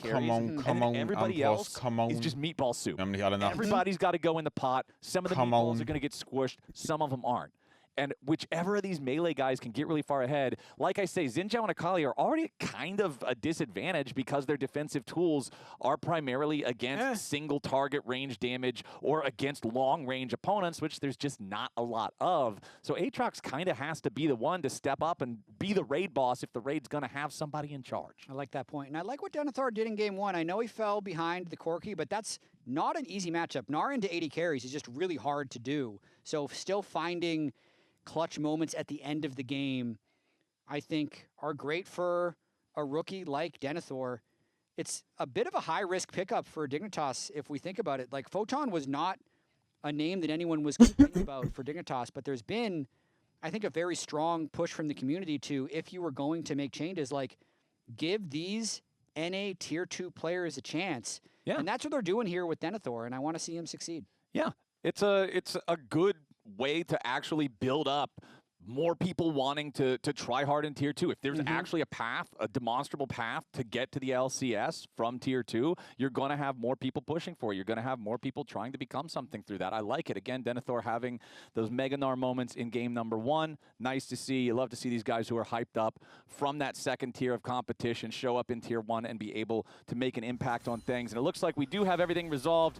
League Ops did confirm that Vulcan's mouse had a problem with it, but they were able to plug it in directly, and now it is working A-OK. So back to live. The other thing that we haven't really talked about yet that I always pay attention to whenever Sylas is in the game is what can Sylas steal? Because this champion's value is far different depending on what type of ultimates he has. Yeah. And I feel like Xin ultimate is normally very strong. Wow, Loki Loki's got to try to get away here. Did steal away the perfect execution. Power! Wow. Time to say what Loki's options are before Palafox buries him. Palafox takes him down. Loki stole the Akali ultimate there to try and outplay him a little bit, but Palafox lands everything. A good solo kill, so gets the early R1. Wow, this was horrible. Loki lands his E2 away, tries to use the first half of the Akali ult, and then didn't have time for the cooldown for R2 before he could escape. Palafox gets him. I really, really like that from Palafox. The sun's still shining, my friend. Off to a good start here in the mid lane. We're in a heat wave. Palafox summer. Vulcan, quick damage onto FBI there, but Ignar tries to turn it right back around onto Tactical. Vulcan eating even more damage as he's caught in the very edge of the gravity field. Vulcan flashing away, staying safe for now. Tactical with the Mega Inferno Bomb unlocked, but XU's making his way down to the bottom lane here at the same time. Tactical grabs the kill. XU moving forward. FBI's going to be careful. Blabber is also here. XU with the flash over the wall. Wind becomes lightning as FBI continues his escape, but he's caught by Loki. Now XU wants to get all the way out. Blabber keeps chasing him, but the turret is going to make sure that Dignitas' jungler stays alive. Yeah, bait there at the end by Tactical, presenting himself as the target with level 6. Ignar goes back in, but then kind of everyone on C9 descends. So Vulcan and Tactical consistently getting the better of these trades. Beautiful hook by Vulcan. They're right in front of the minion wave as Ignar tries to go in for the extended trade. They had a level advantage on the supports. Ends up not mattering that much. But I mean, just this bait right here with Loki and Blabber coming down on this re-engage by Ignar. He's always going to die to the level 6 Ziggs. And then no one can actually make it all the way away, so it ends up being a 2-for-1 because of the Sylas roam. Yep, and then you can see Blabber wanted to try to cut off XU. He even commits the subjugate there to try to burn the Xin down, make him vulnerable enough. But XU can still get enough distance to get himself away, so a slight gold lead here early on for Cloud9. Dignitas' 1 point of individual advantage is Palafox here on that Akali. Level 6s now acquired for both of our bottom lane control mages, as the first Drake did go over to the C9 side earlier on, and we do have the Grubs now spawned on the map. Remember, that was a bit of a scuffle in game number 1. Dignitas ultimately coming out on top in that one, earning themselves all 3 Grubs, but C9 has their bottom lane duo as well as Blabber hanging out in this topside river. Man, very early healing reduction purchased by Palafox is going to be good in the Sylas matchup to prevent him from healing, but then just also really good against Trundle. Overall, Trundle heals so much if they want a chance of killing him later on in the game. All right, XU starts up the Grubs, General strategy applies here. If you get enough time to just burn one of them down. Also Double Flash ist down bei C9. Ich würde die... Also Naut kein Flash und Ziggs auch kein Flash. I don't know, Kevin. Nice crescent guard there. Going to protect him from the Mega Inferno Bomb coming out from Tactical. As FBI tries to move forward here with the Arcane Storm, but X's already been killed by Thanatos, who's made his way down to the fight. Denethor wants to try to heal up in the middle of everybody, but Palafox assassinates Tactical on the battery back end of things near the enemy chickens. Now Thanatos in a 1v3, but he's got backup coming in behind him. Denethor with the Q2 over the wall. Vulcan tries to get away. He's down to 50 HP, but holy fuck, shit show. Thanatos chases FBI as the stolen solar flare hits like an orbital laser, and Denethor is erased. C9 with a 5-3 kleine shit show. As Dignitas barely misses out on one. What an interesting fight right there. XU lived for so long at the start of it, and then I'd say Palafox kind of abandoned the team. He went to Narnia to pick up that first kill on his own Akali, and it left the rest of the team in a 3 versus 4. We'll see how that pays out for him, because he did secure the kill for himself if he wants to snowball the rest of the game. But I think it ultimately could have turned the fight in Dignitas' favor if he was with the rest of the team. Oh, das ist fast we'll take another look at it once we get to the replay. Dignitas does end up taking 2 out of 3 grubs once the dust settles, so they will come out slightly triumphant in that count. 30 seconds until our next Drake spawns. It was about 5.5 minutes into the game that the first one was taken, so very, very quick first take there from C9. As you can see, right now they do have control over that bot side river still. Blabber gonna go ahead and take a recall as mid lane Palafox, again, just has to be careful whenever Vulcan is roaming around the area. Blabber did purchase Trinity Force. This is a massive power spike before the second dragon. Big power on the Trundle. Can also just ult the Leona. If you wait until the W is active on Leona, you steal all the bonus resists, which is my favorite thing to do, especially if there was an Aftershock user, which he is, which is kind of surprising. A lot of times you see a Spellbook on the Leona in these cases. Yeah, if he has Eclipse and Aftershock active at the same time and Trundle ults him, by the time Aftershock and Eclipse wear off, he'll end up in like negative overall resistance value. Definitely not a fun place to be for a champion that's got to be on the front lines. As Ignar with a Hex Flash forward. Not gonna find anything here. Fight für Dignitas, ich weiß nicht, was sie da machen. Blabber, Palafox in some danger, hiding in the smoke. Das ergibt mies wenig Sinn. Targeted by that Trundle, very low on HP as they try to fly grab a kill, but no, it's Palafox down already. Wie zur Hölle hat C9's already got 2 kills. Ist dieser Hurensohn da gerade wieder in den Victor-Ulti reingelaufen? Trying to get himself away. Tactical chase. Minefield won't find a slow. Gravity Field protects the Victor a little bit longer, but C9, they'll grab the objective, they'll grab 2 kills. They'll grab themselves a 2,000 gold lead. And I think they're starting to snowball this one just a little bit. Blabber did fall there, but not before taking a bite out of Palafox. Watch how close this timing actually is. So Palafox flies in, lands his E, and then he's going to be going... Ja, was, der Hurensohn, schaut ihn euch an. Passt bitte, schaut nur auf den Trundle. Das könnt ihr euch nicht ausdenken, by the way. R1E, so he wants to activate the E and then R, and Blabber just bites him as he flies through. Then we'll get some extra healing from his passive, which keeps him alive a little bit longer before Victor All takes him down. And another just kind of small win for C9, but they all add up. Oh, and now we have a potential another win up here for C9, but everybody on Dignitas also showing up to the party. A 3v3 as C9 backs away, injured solo laners, but it's Dig singing the same song. Nobody dies up here in this battle. Meanwhile, it's C9 that has pressure elsewhere on the Rift as Tactical is taking plates over in the mid lane. Remember, it's so easy to get so much money so quickly when you have Ziggs on the team. Just get the turrets low enough, blow them away with the satchel, and it can be a very, very swift affair to make sure that the map is much more open than Dignitas would like it to be. Yeah, Tactical got that Blackfire Torch very early on at about 10 minutes.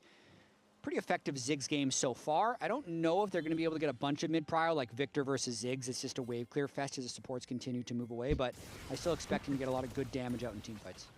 All right, Dignitas. Last game also got away from him very far, but this is a very different situation. Like you were saying in game number 1, the Realm Warps felt desperate and goofy because of the fact that you're up against Rapid Fire Twisted Fate and nobody can really afford to get gold carded. Dignitas felt like they had a compositional advantage there.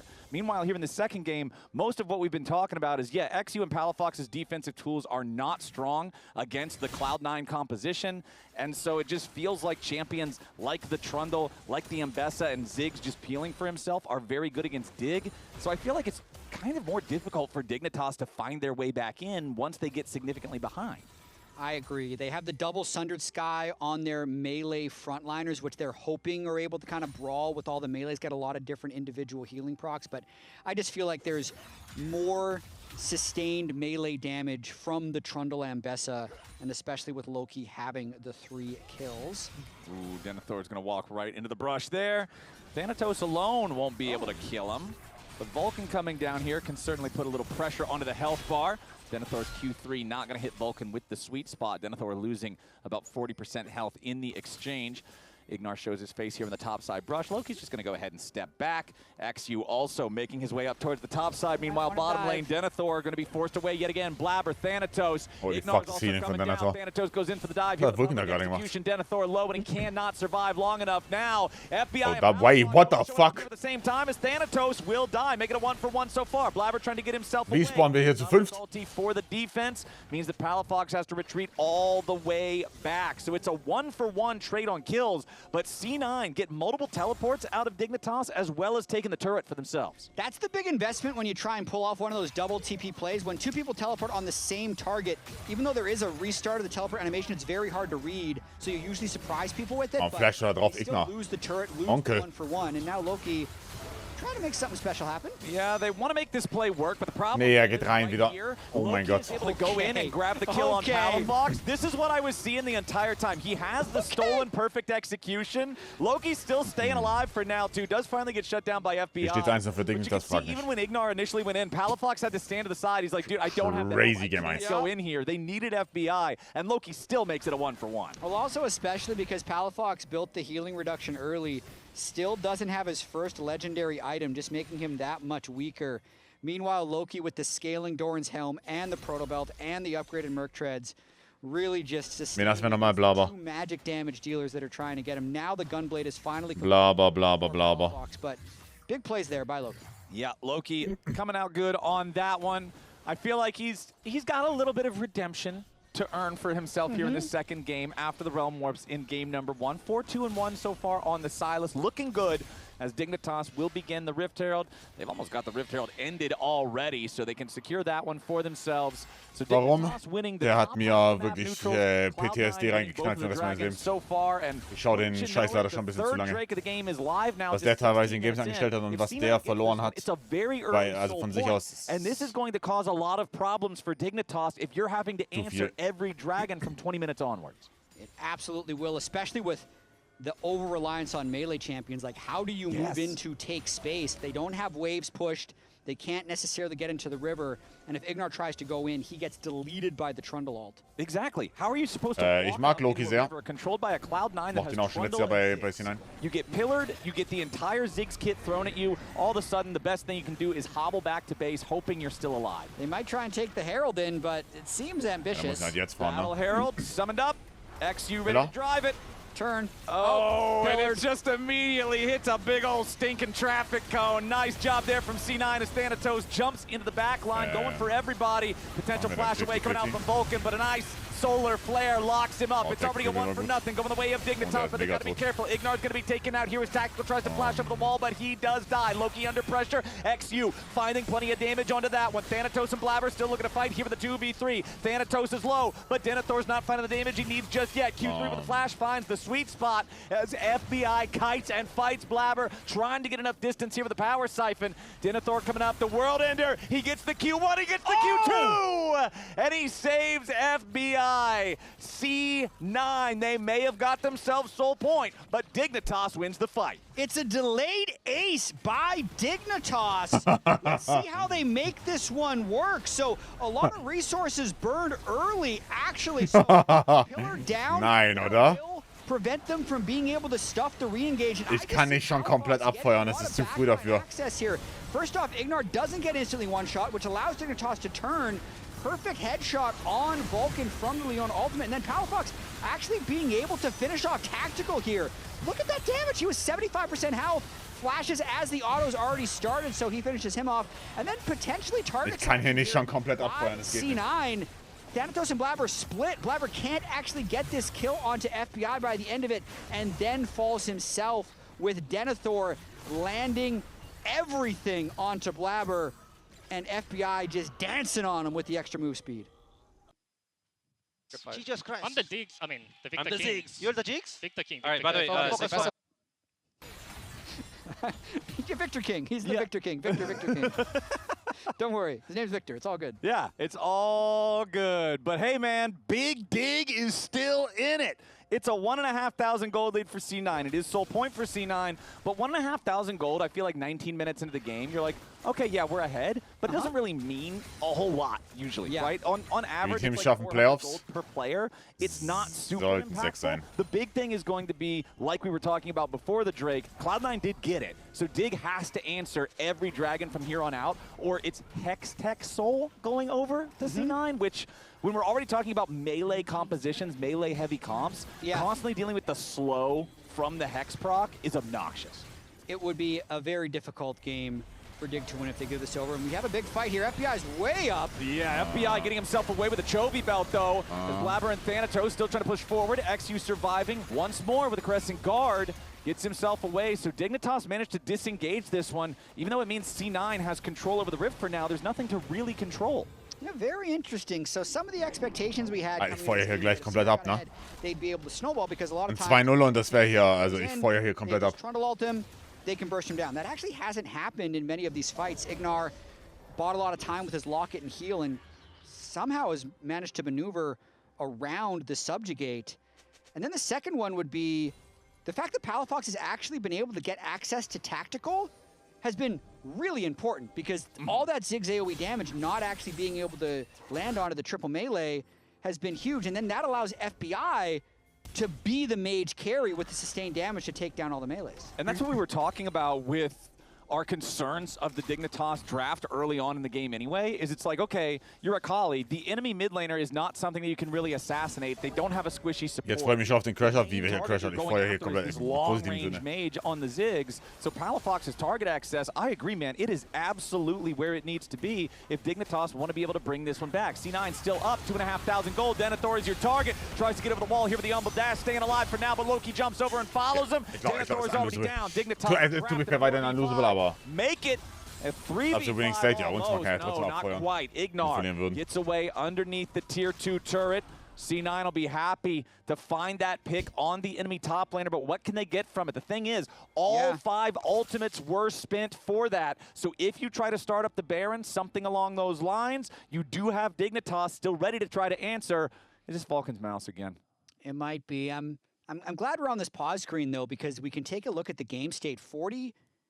About 45 seconds before that pause happened until the Drake would spawn. I think some of those ultimates will come up during the Drake fight if they started on spawn, but it's kind of a tight timing and they don't have enough sustained damage to force Baron off the start of that one. So I think the kill matters, but it doesn't matter that much.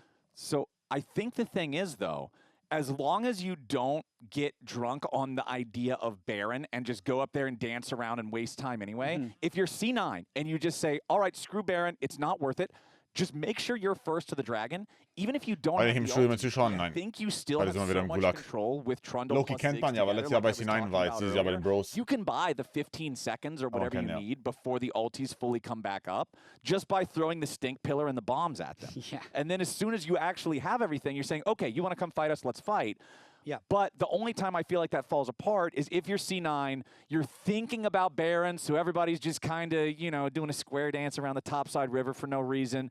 And then, oh, okay, you look at the clock, it's 10 seconds, Dragon's going to spawn, and now you don't have control. You don't have priority. They aren't checking into Trundle Ziggs. So that's really what I want to see from C9. Unfortunately, what I didn't want to see from C9 is also the truth, and apparently Vulcan's mouse has once again gone rogue, so that is what we are waiting on to be stabilized so we can head back into the game. Vulcan, fix your mouse. Is this the mouse of an MVP? I don't know. Ah, yes. I think this the retroactively mouse valuable player. Hurts his mouse case. Valuable peripheral. It is. Yes. Also im Grund, ich kann es dir nicht sagen. Vielleicht ist Valorant. Kann es sein? Peripheral of all. Because you could still play even without a keyboard. You would have to do the really inefficient, like, click your ability, click the guy. Yeah, I know a few people that play with trackpad. Yeah, I had crazy. One of my buddies that I played with back in like Season 1. Visitiert Amerika, ja. Right, like Hast du ein paar Posts gesehen? Ja. Small Dick, Big Energy oder irgendwie sowas, ja. And he played on a trackpad. It makes a little more sense. Yeah, when I ever asked her, I was like, so do you just really love Darius? He's like, yeah, man, I just love Darius. All I want to play is Darius. I just get on my trackpad, run at him with Darius. It's great. Yeah. So he, whenever Small I Dick, hear Big Dream, trackpad gaming, my friend and his career on Darius from Season 2 always comes to mind. Shout out to Jake if you're still out there watching, buddy. God bless that Darius. Okay, you know who has a working mouse? Soon to be Vulcan. They're restarting his PC 3 to 4 minutes. The Lounge has a working mouse, and they're going to use it, I hope, to break down some of the plays from this game. Holy fuck, bro. Es ist das zweite Game. Oh my God. It is. Hooked, by the way. But now, just to spite you, Maybe we won't. We're just going to sit here in silence. Yes. I'm just glad I can use my hand again to use a mouse. It was pretty difficult You can for a change while that. when I broke my hand. Look how tall Emily is. Are you threatening physical violence?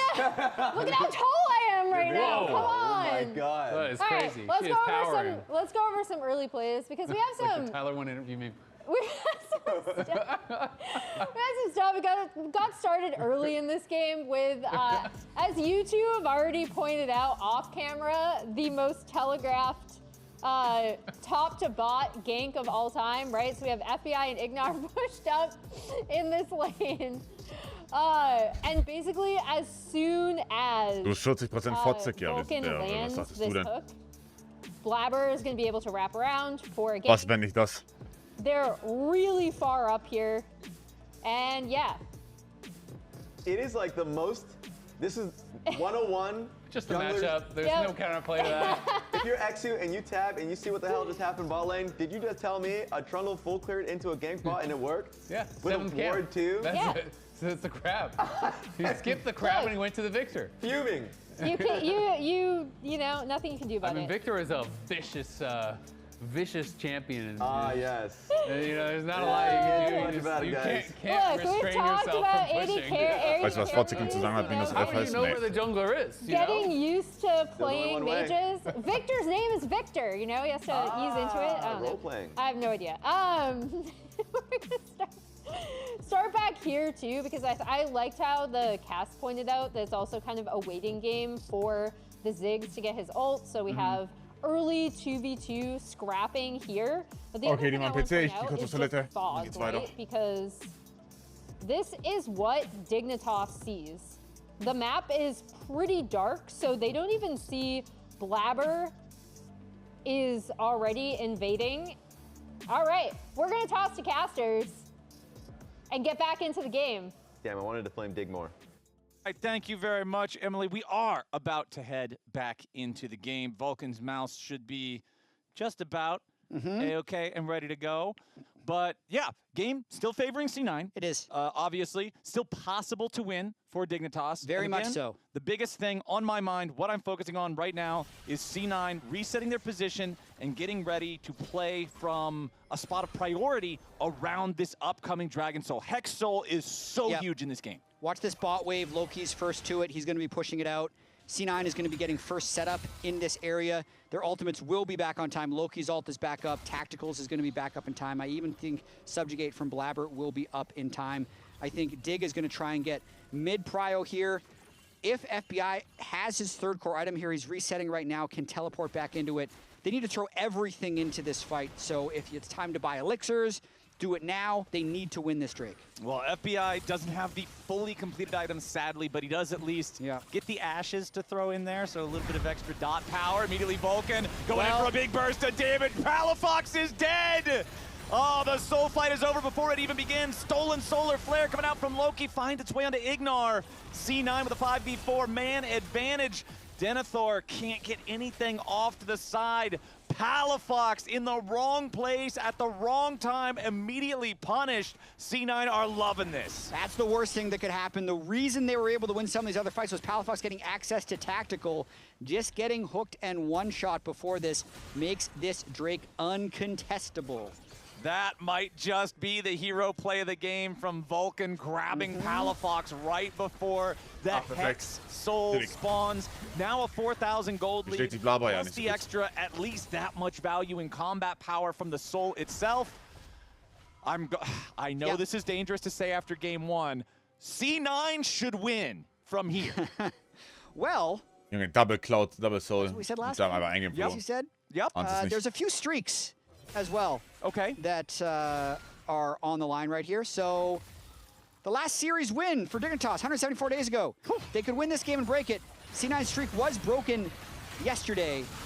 Or sorry, last week against TL. As Loki. Was macht Loki da? He might just win this. Yeah, Loki stays er ist alive okay. long enough with his drain tanking. Er And ist now okay. he's got the backup coming in. A little bit more damage might be able to take him out. And yes, Dignitas at least secure the kill. But now they got to be careful because Thanatos is making his way down to the bottom lane as well. Vulcan right behind him.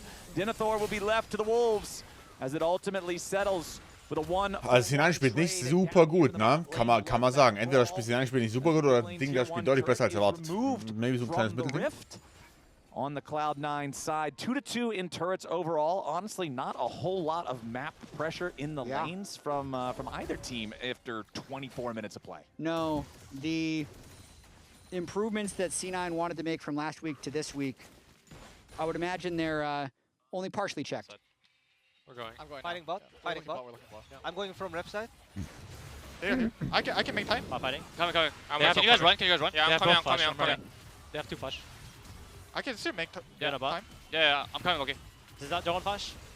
Yeah, I can hold my slogan. But yeah, we win. Please slow down. Coming up. Akali top. 진짜 Korea no STP soon flash, though. eight Korea flash, STP yeah. soon, semi-sauce. I'm Yeah. still looking, guys. Yeah. Longmai position. It's already dead.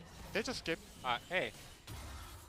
Ist Loki besser oder schlechter als CPL besser? To be completely honest, that headshot by Ignar on the Solar Flare to stop Thanatos from being able to make it through did prevent C9 from winning out on that play because C9 just ultimately sent more people bot lane for the 1-for-1, and Dig was able to collect more gold on the rest of the map. Yep, we could see at the very end of the replay as well, Thanatos' public execution. He used it, but wasn't able to find a target, so that extra distance, very important there for Dignitas overall, as focus now on the top side of the map. No Elder Drake spawning for 3.5 minutes, so Baron is really where everybody's attention is at. Leandri's Torment is fully completed now for FBI on the Victor, but he is the only one on his team at a 3 full item power spike.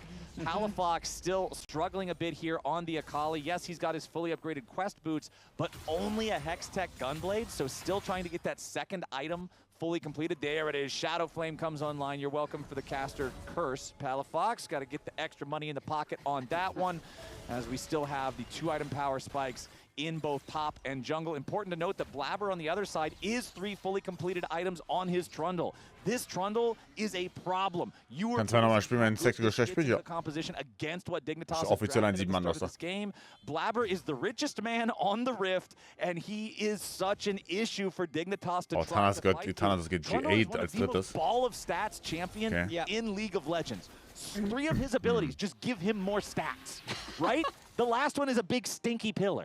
That's what you have. You have a big stinking rock and 3 things that give you stats. This guy is so difficult to fight through for a melee heavy team. He's the most LoL Classic champ that still exists in Modern League. I feel like he's been like mildly updated, but he's pretty much the same. They're going to start up Baron here and dare them to walk into Blabber's wall of stats. All right, well, Ignar's the one to find himself on the wrong side of the stink pillar. He flashes over to stay alive. Meanwhile, topside, Loki versus Palafox. Favoring Loki for now, does have the 1-level advantage over Palafox on the Akali. Palafox trying to zip and zap back and forth. Tries to get away from Loki, does survive for now, but the Silas coming out on top in that one for sure, as both top laners make their way over. Nice sidestep there from Denethor to not get caught by the public execution. C9 still with control over the enemy blue buff jungle and over the top side river. It's funny how I bring up League Classic and you see kind of the most anti-League Classic there is Silas and Akali are just dashing 72 times past each other. It ends up meaning pretty much nothing. Loki was definitely stronger there, so Palafox kind of wins by just absorbing the ultimates. And Baron still not being taken. I did like how in the trailer for League Classic, the champions that they used to display Zillion's distress at not recognizing the League of Legends that he knew was like Cassante and Ey, du wolltest mir das hinein, Ding, das essentially ist been like a copy pasta champ over the course of the last multiple years. Not quite the era of League Classic as well. Dignitas, if they come back in this, trying to do something that they haven't done since 2017 Summer Playoffs. So it's been 3,000. Wow. That's your mouse fault. It's that damn mouse again, isn't it? I'll get through this. 3,269 days. Langsam bin ich getriggert. In a best of series. Oder langsam bin ich richtig getriggert, in fact. But a best of series. That is 9 years. It's a long time. 9 years since they've beaten Cloud9 in a series. Okay, so now they're swapping his mouse. Langsam bin ich richtig getriggert. I'm glad we have a backup. This mouse must be burned. Yeah. It's clearly had its best days. Was das ist 10-21 vor 2 Monaten noch? Ja, sein spielt nicht. This mouse no longer fulfills Das its ist ein function. scheiß langer Tag. Sorry, I wonder how long he's had that mouse for, because some people really hold on to mice for a long time. I mean, until they start breaking, why not, right? Well, because they can get really gross. Like the ones that have the faux leather, like the fake leather on them, that can start decaying onto like your fingers and stuff. Oh, yeah, that sounds kind of But like once the gunky. feel, and I know, and they can like build up a bunch of gunk over time. I've kept mice for a really long time in the past. But it's your mouse, you know? And but right, for you're a used pro to the gamer, feel of it. For a pro gamer, I feel like you should just get used to the feel of new mice so you can keep swapping it out. So you always have top performance, yeah. But then there's also certain models of mice that sometimes aren't made anymore, so you have to buy like 10 of them in hopes that they'll never be replaced. You find one that you really like, and you're like, no, I'm just going to buy enough of this that I'll be able to use, just use the same thing, swap in a new one every year or whatever. Exactly. We need the story of this mouse from Vulcan, because he probably feels pretty betrayed right now, to be completely honest. I think Dignitas... Sponsoren müssen auch ihr Geld verdienen. Ja, apropos Sponsoren, tatsächlich. Es gibt ab sofort immer ein kostenloses More-Giveaway. Statt dem bisherigen wurde es geändert. Ihr könnt jetzt ab sofort umsonst mitmachen. Ja, ihr geht dazu auf den Link, den ich im Chat gepostet habe. Und ihr füllt einfach die Sachen aus, oder ihr sammelt quasi Entries, indem ihr mir auf meinen Socials folgt oder dem Discord joint und so weiter. Wichtig, ihr könnt, wenn ihr eure richtige E-Mail nicht angeben wollt, gebt eine andere E-Mail an. Aber ihr müsst auf der kontaktiert werden können, okay? Die Gewinner werden über die Seite gezogen, die werden dann via eure E-Mail, die ihr angegeben habt, kontaktiert. Ja. Es gibt wie immer, immer noch 4 mal 50 € an Produkten zu gewinnen jeden Monat. Ja, ab sofort halt umsonst zu entryen. Seht ihr, könnt maximal 7 Entries sammeln. Umsonst oder kostenlos? Umsonst, I guess. Umsonst, man kann umsonst teilnehmen.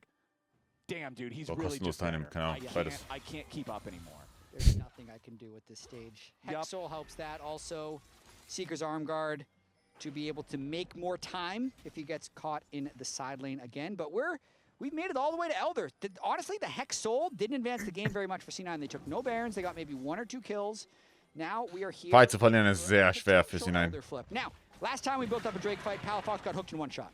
Right. Let's hope we see more of a battle this time. Let's see what we get.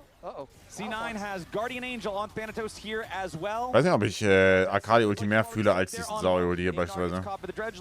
C9, however, do not want to engage on enemy Leona. Guardian Angel also available on XU. But there's no get out of jail free card for anybody else on the Dignitas side. Dass Exo da reinguckt, ist so fucking ill im Kopf. No joke, das ist so ill. Wow, Dignitas Spiel ist schlecht. Wow, Dignitas Spiel ist schlecht. Und jetzt werden sie halt jetzt, ja. Horrible Gameplay von denen. Horrible, what the fuck machen die? Ja, unwinnable. Holy shit. Holy shit, das ist ja disgusting. Wie haben die das gerade gespielt? Das war die Definition von gespielt wie mein linker C. Holy shit. Is absolutely crushed. Ignar will be the only one to get away. XU loses his Guardian Angel for nothing. And with only Leona left alive with 35 seconds on the nearest... Das war gerade der... Das ist... Und ich übertreibe jetzt nicht. Das ist der am schlechtesten gespielte Teamfight von einem Team, den ich das komplette Jahr gesehen habe. Das ist nicht gelogen. Das war gerade von Dignitas der am schlechtesten gespielte Teamfight des ganzen Jahres. Ihr werdet keinen schlechteren finden. Das ist absurd, was sie da gerade gemacht haben. Wow.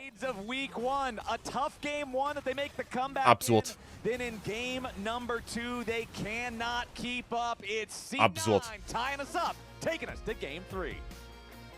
Can't be too excited after that one for C9. Inklusive Prime League. I believe to have a 2-0, but that doesn't really matter as long as they win the game 3. Spam chat now to tell us who you think the player of the game is. Lounge. Insane. Is Dignitas Summer over again? Not so fast. Yeah, well, look. We're here with Victor Razbanyama to break down some plays. At the end of the day, if it's summer in London, you never know what the next day is going to be. Is it going to be rainy? Is it going to be sunny? It's definitely going to be cloudy. We're going to game 3 no matter what, so we'll figure it out. Hasn't it been like record heat temperatures? Oh yeah, this is a bad example actually. Yeah, this is a bad example. I was like, wait a minute. Raz is up there in the clouds. Yeah. I'm a late bloomer. Yeah. What can I say?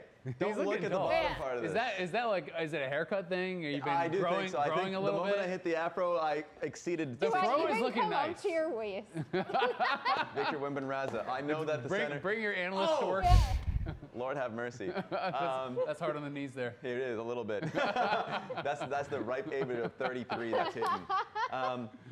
It's funny because, Emily, you actually were just about to hit this segment, and I'm going to hit it from the other side. I'm going to talk about this segment on another angle because this gank that comes through bot lane, because yes, unfortunately, Dignitas did lose this game, and we're going to a game 3, but we might get an exciting one.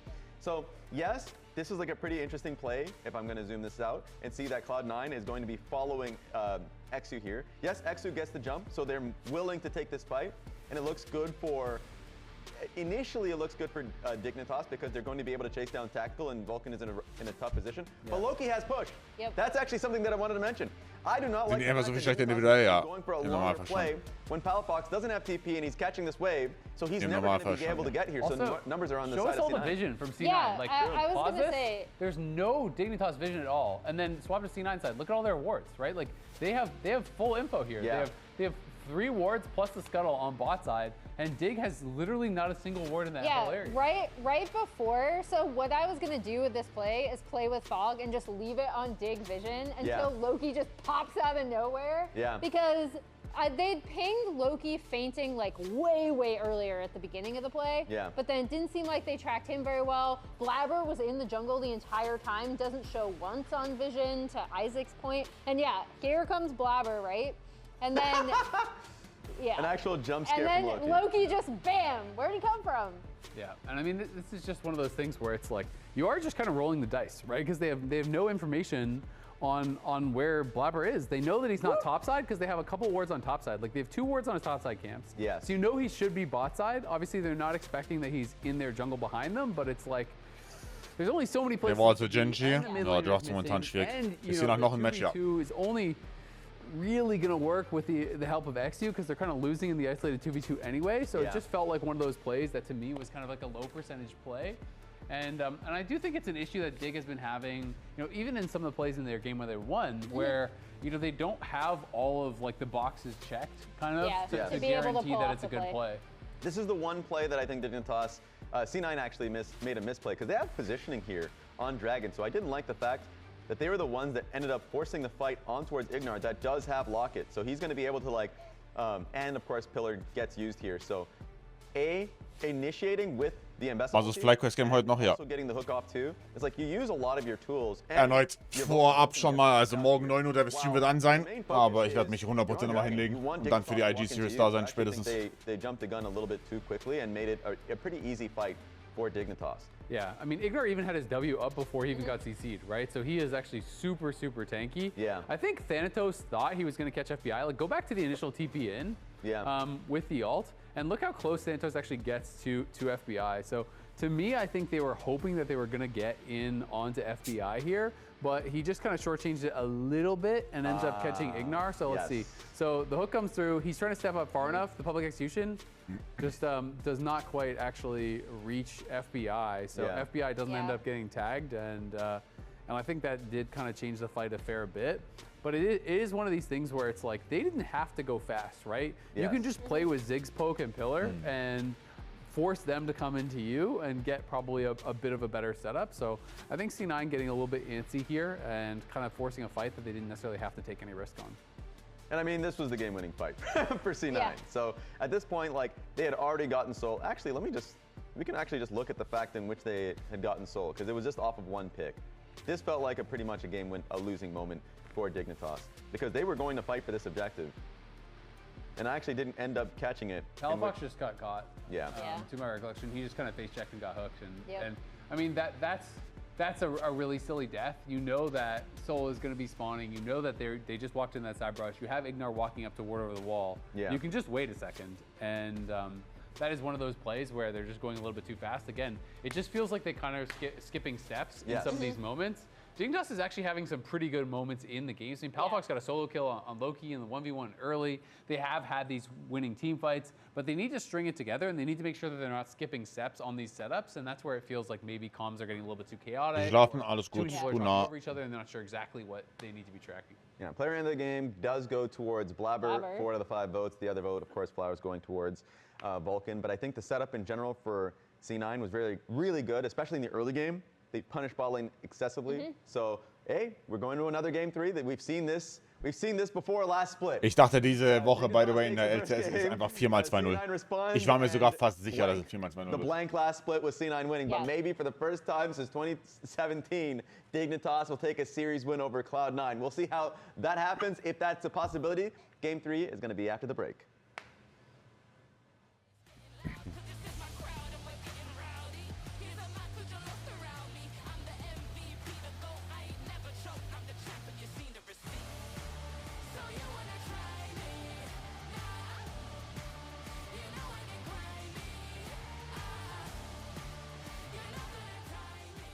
I'm walking, I'm okay. I ult Leona. Leona ult? Yeah. Look Leona, look Leona.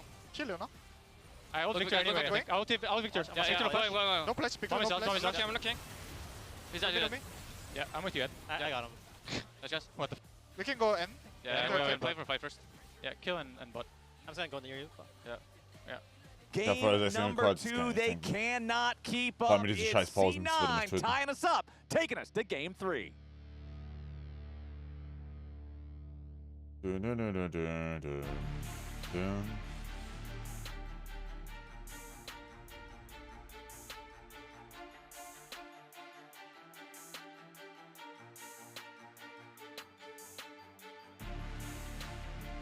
Vulcan flag was a disguise flag was 2-0.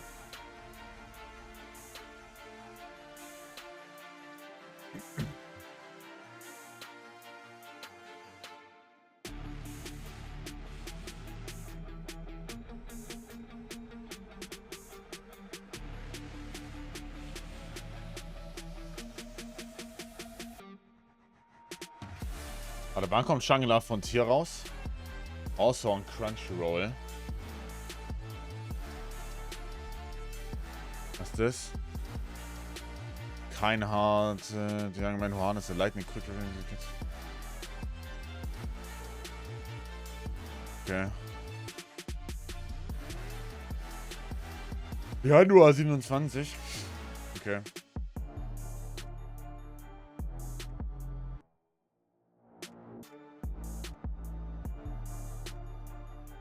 Okay. Sehr gut, Shangela Frontier finde ich sehr nice, ja. Ich finde Shangela Frontier ist sehr, sehr nice, ja. Hab die ersten beiden Staffeln sehr enjoyed.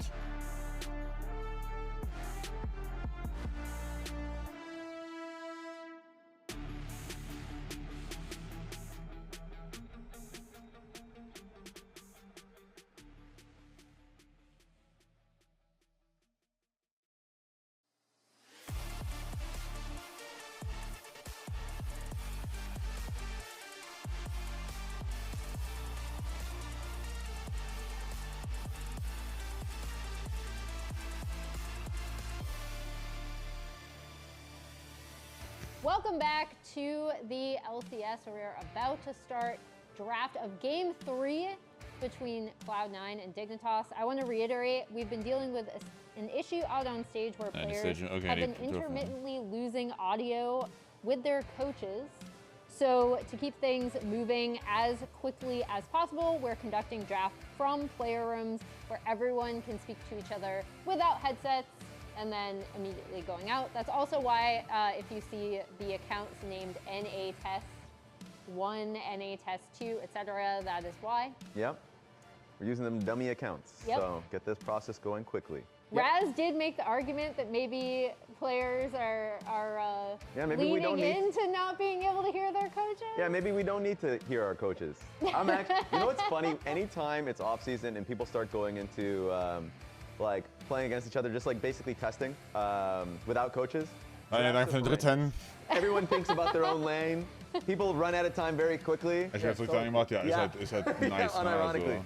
The worst is when you're 5th pick in solo queue and you're supposed to have counter pick and then you're like, wait, our comp is horrible. I have to pick for the team now. I've got to try to save. Muss Sven in dem Raum, kann gut sein, dass er raus muss. I need to pick this thing that's absolutely awful in lane because my team is like all carry. We are 480 carries. That'll make this work. Or you first pick Nidalee and you look at the composition and everyone just picks full AP and you're like, holy, what happened, guys? You're supposed to cover me. Time to go AD Nidalee. All right, let's see what C9 and Dig are going to go for here in Game 3. Back-to-back weeks, Dig wins Game 1. Yeah. They're able to pull it back in the comeback. They're able to win. Game 2, they lose. Pretty one-sided. We'll see if they can get their first series win of the split and what would be their first one since February 8th in this year. Vi's just available here. It has to be the best jungler in slot, especially with Trundle banned. Yeah. So.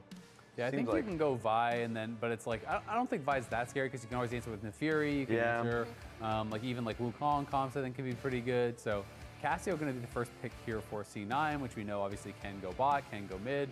And Jace, really strong blind pick right now. Yeah, Jace had previously been banned, is now on the table, and also can be flexed to other roles. I would still fully expect him to be going top most. Das ist Gulag quasi, aber die gehen zurück on stage.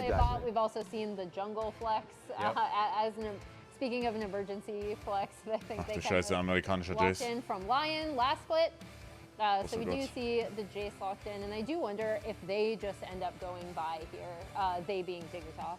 And it is actually just so difficult if you're going red side and you're first picking Jace, and you have a jungler that can play Jace top lane. Obviously, Denethor has played quite a bit of Jace. You can play Jace mid because that has been a pick that Palafox has played in the past. Jin Jace 1-2, Junge. Flex, theoretically. Well, now holy fuck. Okay, well, that's the first. I don't see sticking Jin in. That's Jin the first mid. Jingle. Now I want to see. I want you to log on to a solo queue account. And You can jungle Jin. anything. I'm not telling you it's good, but like in modern league, it is so easy to clear on basically anything. It's gonna be slow and it's gonna be horrible. But Wie der CEO die Woche wieder? Nein, ist wahrscheinlich noch 2 Wochen weg, also in Woche 4 spielt er wieder. Just simply because Rumble vibe being CEO hat noch Pause. C9, I think you quite literally have to. Unless if you're super locked into the Jace going top lane, but I doubt that you would be that unflexible. Yeah, you can flex it mid, flex it jungle. I don't think Jace is that bad into the Rumble as long as you draft for the 2v2. But, I mean, I think it's definitely scary for any pushing top laner to be playing against Vi, right? Because you're just going to get equalized and then you have the ult on your head. But Skarner is a great option. I always like Nefiri into it. Skarner is kind of like the more defensive option because it's just there to peel. So yeah, you can't stop the Vi as she ults in, but you can time your impale so it lands as she comes down from her ult. You can obviously, Ishtal's impact after that, and you're basically just looking to CC and burst down their front line as they dive in. We did see a Kai'Sa ban last game. I wouldn't be surprised to see, a Kai'Sa ban again this game as someone who could be kind of like working alongside a dive comp. Yeah. And if you're Dignitas side, you're pretty comfortable already. Ja, der Draft von Dignitas ist ein big piece of shit, ja. With Jin and Jace versus Cassio. I think with how much Cassio has been played globally, and even though a lot of our lane matchups have just been much stronger after certain rune changes, she is still an immobile, mid-range champion that will be susceptible to all types of pokes. So I do like what Dignitas has so far in their comp. The Poppy ban's kind of interesting because we're already showing jungle, we're already showing top right, so it's kind of, you're banning it, saying that Vulcan might want to play this into something that we want to play. So that makes me think of like Alistar or potentially like Aurel, kind of like playmakers that you could actually shut down, engage champs. Yeah. Maybe, Pike, but I don't really think Genau, beispielsweise strong. So it's kind of interesting. Einfach wenn man in einer anderen Welt wieder geboren wird oder spawnt oder rüber transportiert wird. The Galio ban coming out of C9, not only just the lane counter, right? If you are flexing the Jace out of top. Counter engage too. But yeah, also really, really nice counter engage that they would have off the table, and Rakan taken off the table by Dignitas. Rakan being taken off the table is interesting. I think best 4 pick for me if I visualize what Dignitas wants.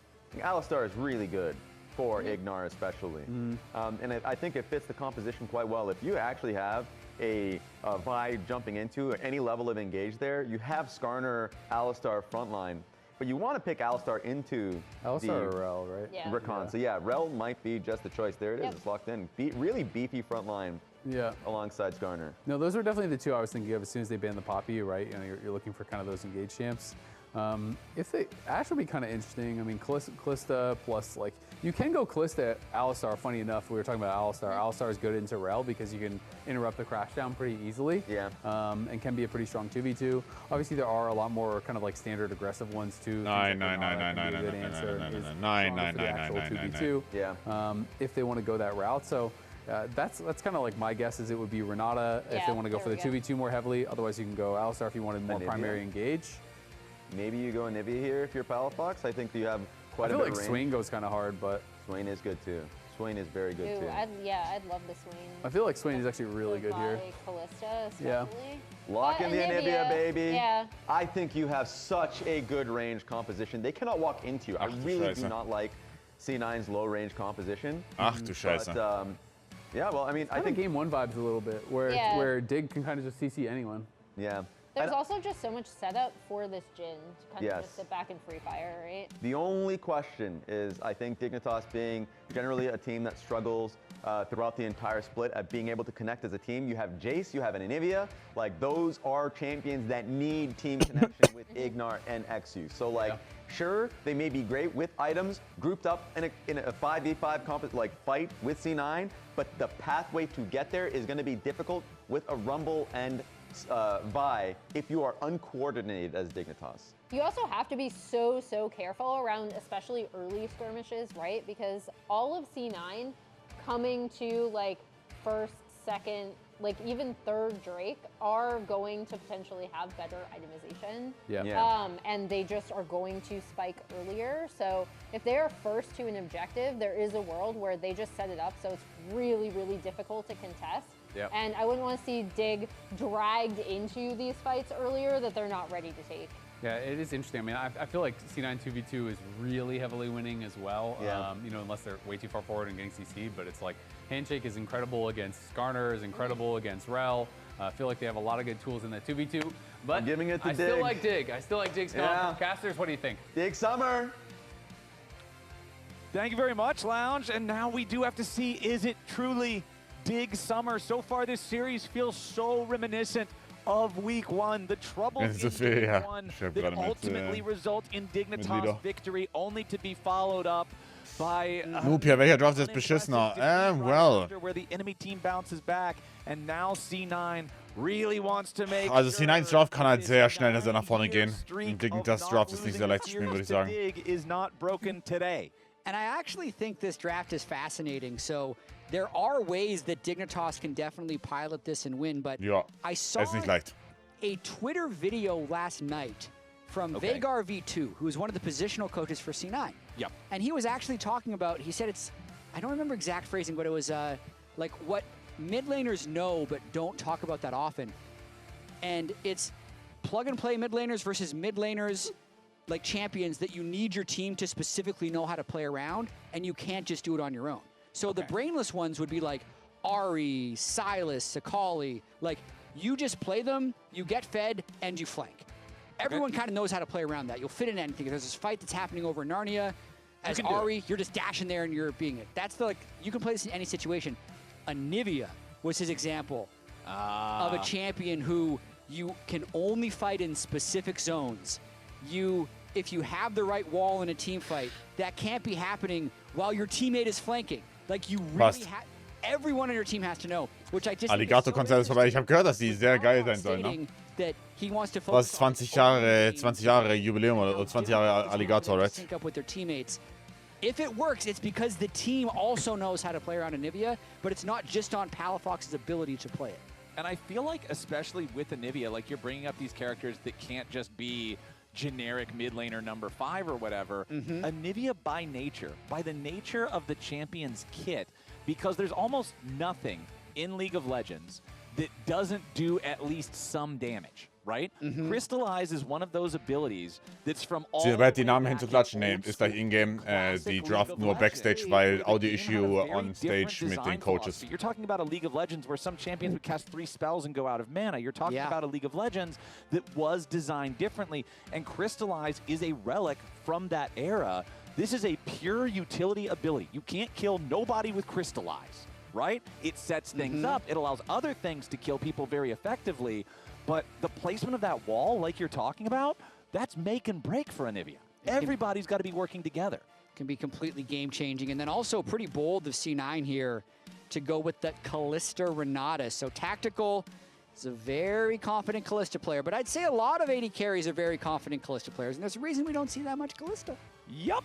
Because it's a rather short-range champ.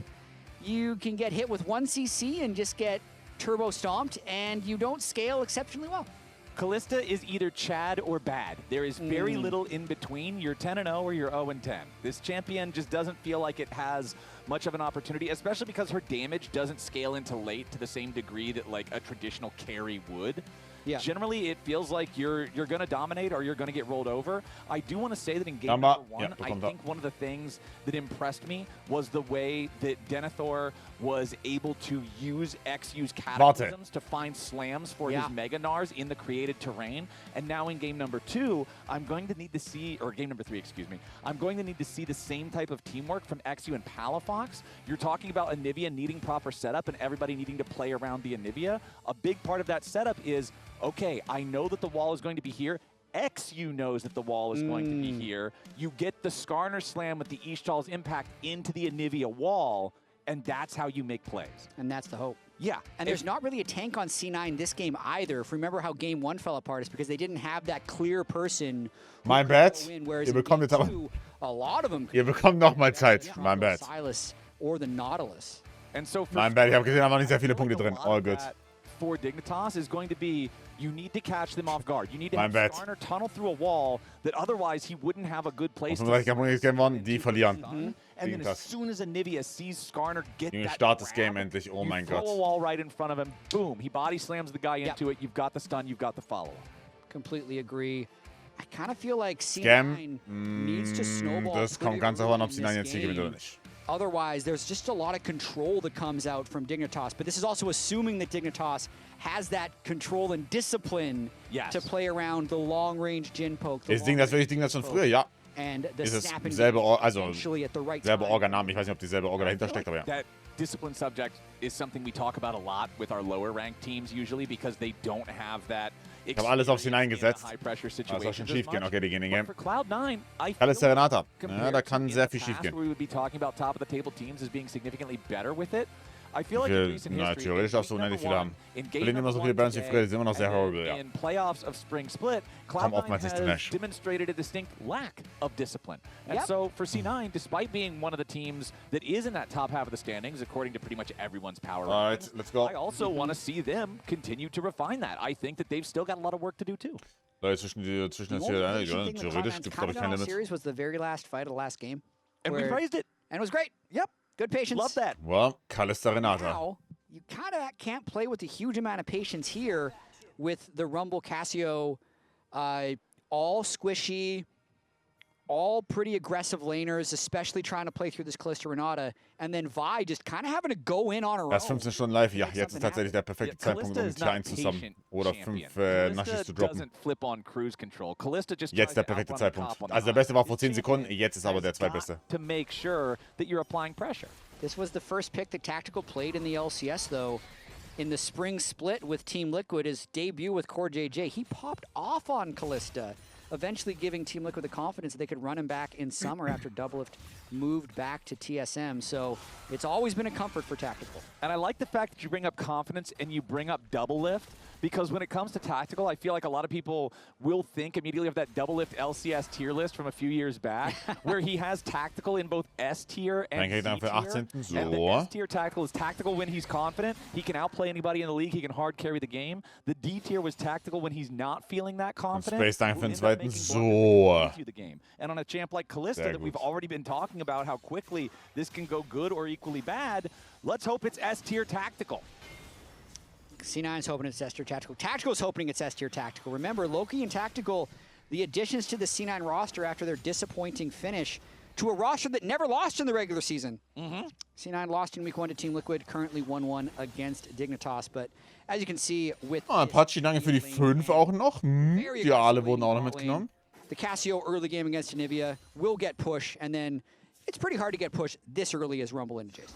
Yeah, Dig doing a good job there, at least getting a little bit of damage back onto onto Vulcan's Renata, excuse me. Vulcan very wisely 6 Subgifts und er hat nur 4 bezahlt. Das ist, wow, der D-Liner auf a Lifetime. Flourish would have surely guaranteed his demise. Double full clear bei Junglan. Ignar and FBI just gotta play to clear out the waves here as Ignar flashes away to avoid what would have been a lethal rend.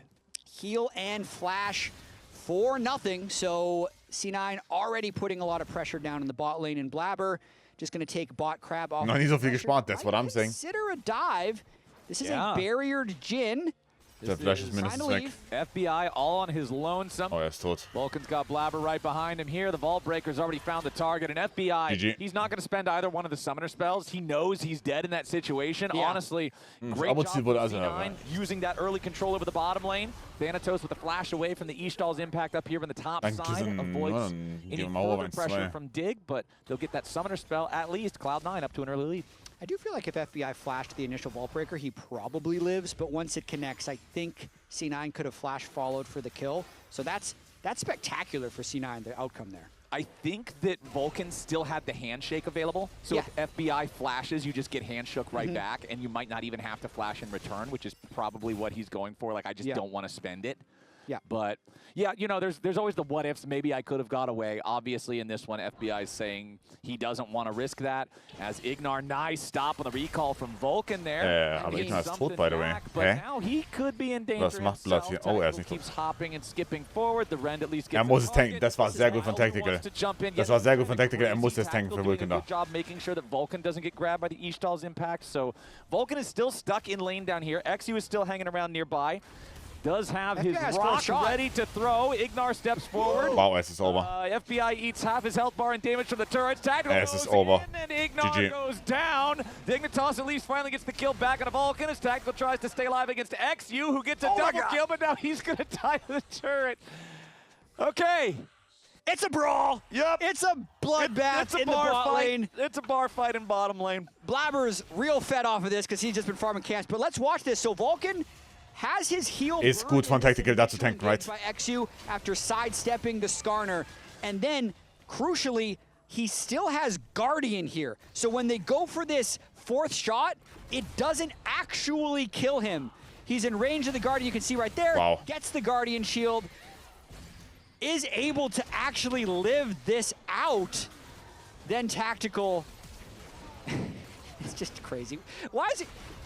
Vulcan's still up there, probably trying to avoid the Jhin damage, but if he stays under the turret, he doesn't get killed by the Flash Skarner, and they can walk that one out. Dann hätten wir wahrscheinlich ja bestenfalls hinein. Yeah, that was quite wir hassen Blabber. Kurze Introduction. Wir hassen Blabber. Warum? Weil er mir PTSD gegeben hat letztes Jahr. Komplett letztes Jahr. Und weil ein guter Kumpel von mir Sven gewünscht wurde.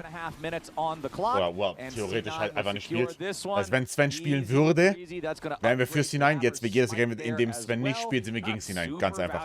Tenacity and healing shielding power 5.5 minutes into the game, but again, you're stacking the soul pressure. Last game was something that worked heavily in C9's favor, and they're off to a good start with it yet again. Yeah, pretty great start from the bot lane, and I'm really thinking Blabber's put up in a good situation to impact the other lanes. Like a Fed Vive flying side lanes into Jace makes it really difficult for Jace to play side lanes.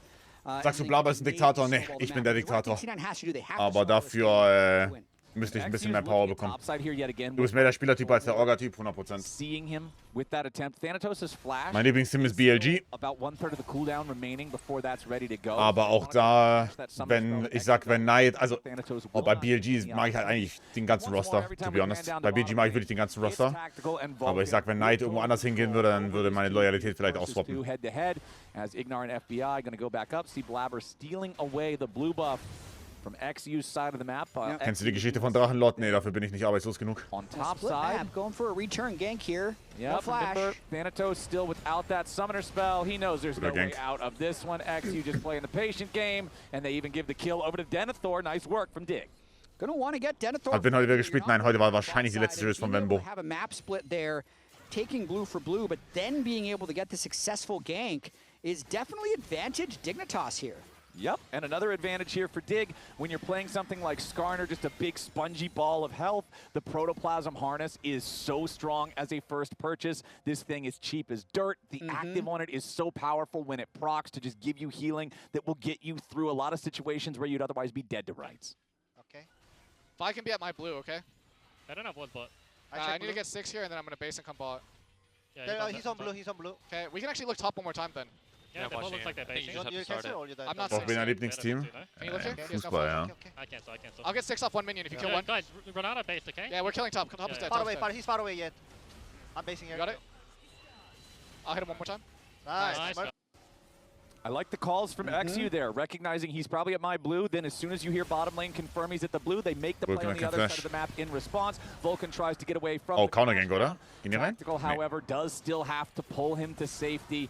Dignitas with the Venbo war sehr decent am Ende, ja. Hat sich gut entwickelt in diesen 6 Series, die er gespielt hat. 100%. Blabber has a level advantage. Vulcan Level 6. Technically, Tactical's down the ultimate, and XU didn't spend Ist egal, Vulcan ist 6, die dürfen diesen Fight nicht spielen dürfen. Dignitas darf das nicht spielen. Dignitas darf das niemals spielen. Grubs, C9 picking up one, Dig picking up one. Blabber versus XU here with the pit. Nice using the ulti coming in from Renata. XU stays alive with the impale, but only for a moment. Cloud9 taking the kill on the enemy jungler.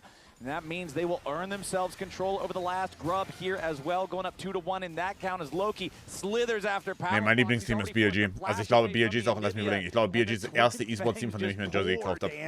Das ist crazy, wenn ich drüber nachdenke. Aber very poor fight for Dignitas and their overall state of the game. XU gets caught out, and then if we're talking about fights that Anivia can and can't take, that's not a zone Anivia wants to fight in. After the jungler's dead, in the river, completely alone, unable to section off the fight. Palafox has to burn his flash. But just watching the start of this one more time, like Tactical and Vulcan Disgusting von can just Dignitas. push FBI out of the fight entirely. And that's a Level 6 2-4, actually. If you don't account for the curtain call, which is all hitting into Vulcan. Easy kill onto XU. And then pretty easy for Loki to then run down Palafox afterwards as well. So big advantage there gained by Titel von Bibi. Yep, C9 loving that one. Denkst du, sehen wir dieses Jahr nochmal bei BLG? Ich hoffe doch. 400.000 Gläser natürlich. Ist wahrscheinlich momentan der beste Jungler der Welt. Aber schon ist auch sehr gut. But Ignar also on the potential wraparound play. Tactical has both summoner spells available, ready to go here. Does get stunned up.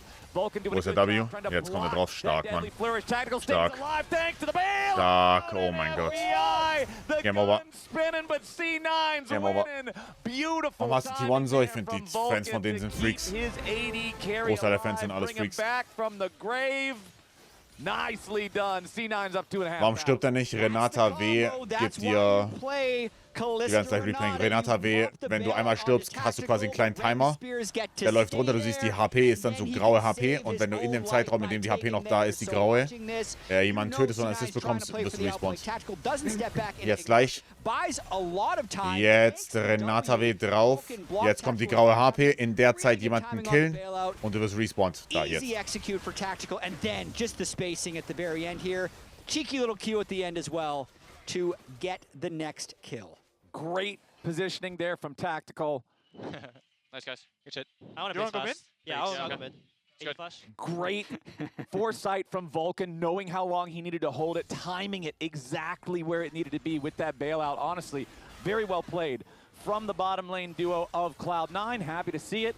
And you know what? That's just going to earn them more control over the bottom half of the Rift. They will continue to run the show when it comes to neutral objectives. They will take Dragon number 2 with no contest. So they've won out 2 out of 3 grubs. They've got both of the early Drakes. There's still no Rift Arrow to even speak of for another 4 minutes as Dignitas is looking to make a move up here for the top side. Thanatos is your target. Flash Frost follows the Impale for some chain CC, and Denethor goes in, committing the flash to guarantee they've got the damage to get the kill. Meanwhile, back over in mid lane, FBI will fall to a counterplay coming out from C9. As long as Thanatos doesn't tilt, the team is in a good state, but he is getting heavily weak-sided this game. The map has been split against them. There were repeat ganks by Skarner. Nur mit Triumph, was meinst du? 4 people got sent to him, but while that was happening, his team killed the enemy AD carry, they killed bot lane, and they took mid plates. So C9 gets the advantage there, but Thanatos goes down once again. Thanatos, your job this game, Thanatos is playing Helldivers. He airstrikes the team fight at the beginning, he's done. That's it. Everybody else, they're in the position to carry. Now Denethor's in a little bit of danger. Very nice Granada ulti flies through, hits forward overall, but Tactical this time is not going to get bailed out. He didn't have the damage to kill off Denethor, so Dignitas gets a big punish. They'll knock down both bottom laners on C9. Oh yeah, they were really too far forward. Where did they think the opponent was going to be? I mean, they're that close to their base. C9 did not respect the tempo there. And Tactical and Vulcan just thought they were going to be superheroes. Let's watch this one more time. I mean, Blabber is taking the blue. He's dealing with Ignar, so he's going to win this smite. But das ist schon crazy von Ignar, by the way. Insanely crazy. Denethor, and I guess everyone on Dig was on a reset. And it's a little bit fortunate that all 5 deploy bottom lane. But once they do, that's like a 5v3. So it's not even close. They collect the bounty from the Callista and pick up an additional kill onto Vulcan.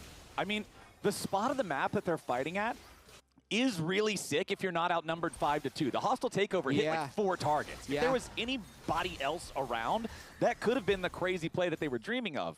But when you're 2v5, I mean, numbers mean a lot in League of Legends. One of those things like, if their whole team wasn't there, it was a good play. But unfortunately, besser auf Callista als Players. Er sei dem gehen alle inzwischen, ja. Die gehen alle Static Ginzo, weil eben die ganze Wave den Proc bekommt, ja. If they weren't ambushing us, our ambush on them would have gone crazy. But unfortunately for C9, they do end up getting a little bit punished there. However, they still do command that 2 Drake lead with a 2,000 gold icing on that cake as Denethor barely staying alive for now. Does get a good knockaway. Ultimately find the kill. Dignitas now trying to fight out however they can. Ignar with a flash over the wall to stay alive, but XU won't be able to say the same.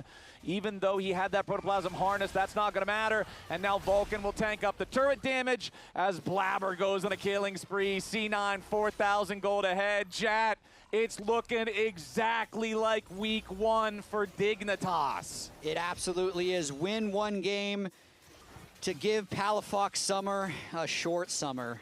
And they're doing it again. 4,000 gold. This time, their ambush was correct. Renata, wir müssten so 25 Sekunden sein, plus minus.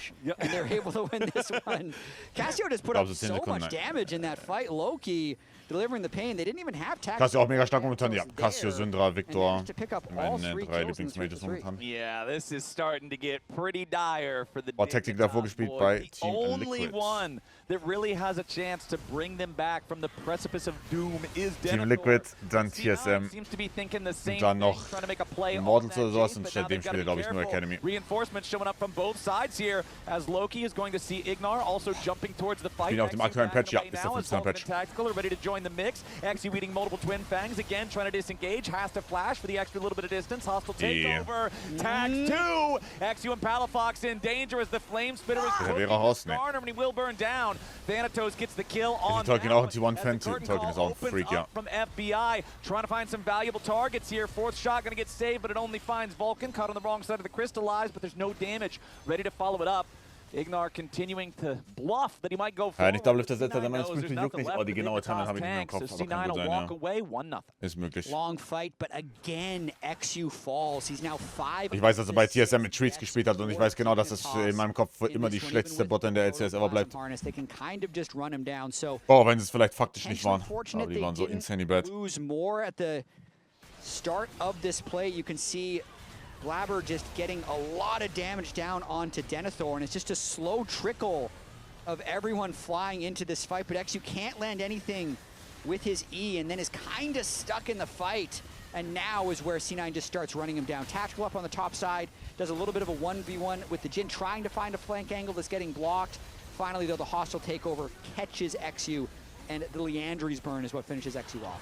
Yeah, adios, Mr. Skarner. Thanatos getting a little bit of revenge for all that attention that he was given during the laning phase of the game. But 16 minutes on the clock means Dragon number 3 is live. C9 have controlled the first 2, and XU is going to start off the 3rd, but Dignitas do not want to commit to this. Yeah, got a little confused. XU's not 5 of the 6 deaths. He's 5 of the 11. Noch kein zweites Item, by the way, bei Mitte und bei IEC von C9. Also so one-sided ist der Fight hier nicht. Half of them, though. It's still a lot of deaths. It's definitely not the best game. Der Fight hier ist nicht so one-sided, wie man denken könnte. In this 3rd one of the series, but Dignitas still having control over the Drake right now. Blabber thinking about using the ball breaker to jump on in, but no, the Drake is already secured by XU. Dignitas got the objective and disengaged with no losses. They'll be happy. I mean, that was really nice by Palafox. Wall, alt, hold it for 4 seconds. Drake's gone, run away. They're going to lose a few plates mid, but from a 4,000 gold deficit, to not let C9 in, big win. Yeah, I think that's honestly huge, and that's kind of what you were talking about earlier. The team has to know how to play around the Anivia. If Palafox says we're drawing the line here, this is,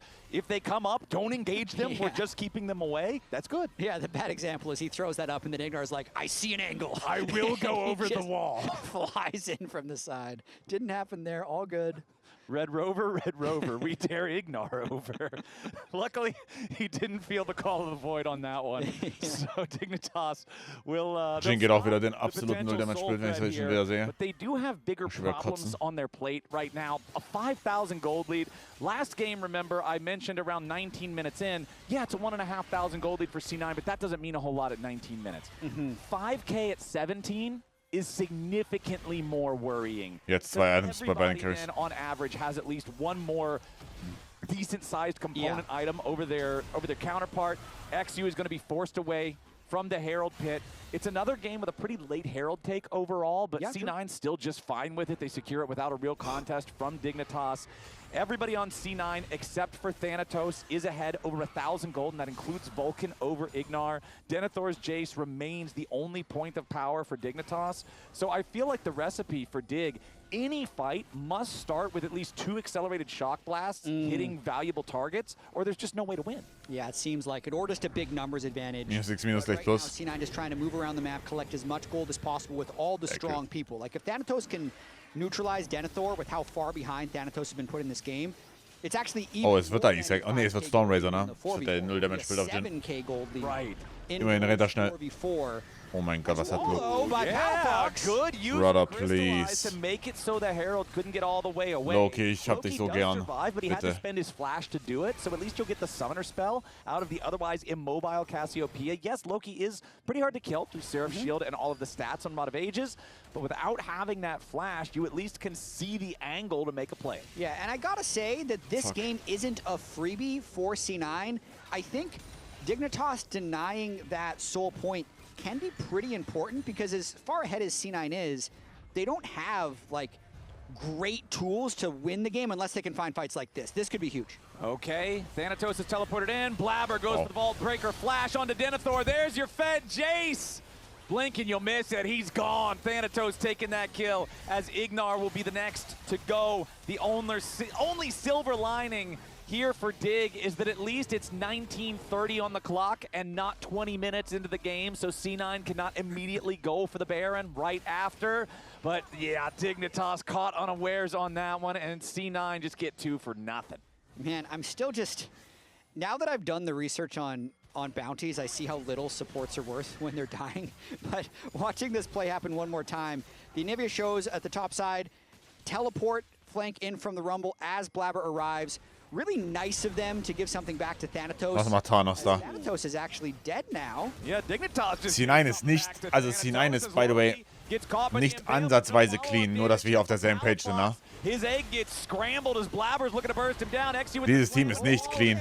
Die machen so dumme Fehler. Guck mal, guckt sie euch an. As the 4th shot rains in, that's 3 dead on C9. Dignitas didn't lose a man. Now they got 5v3. Vulcan and Tactical alive.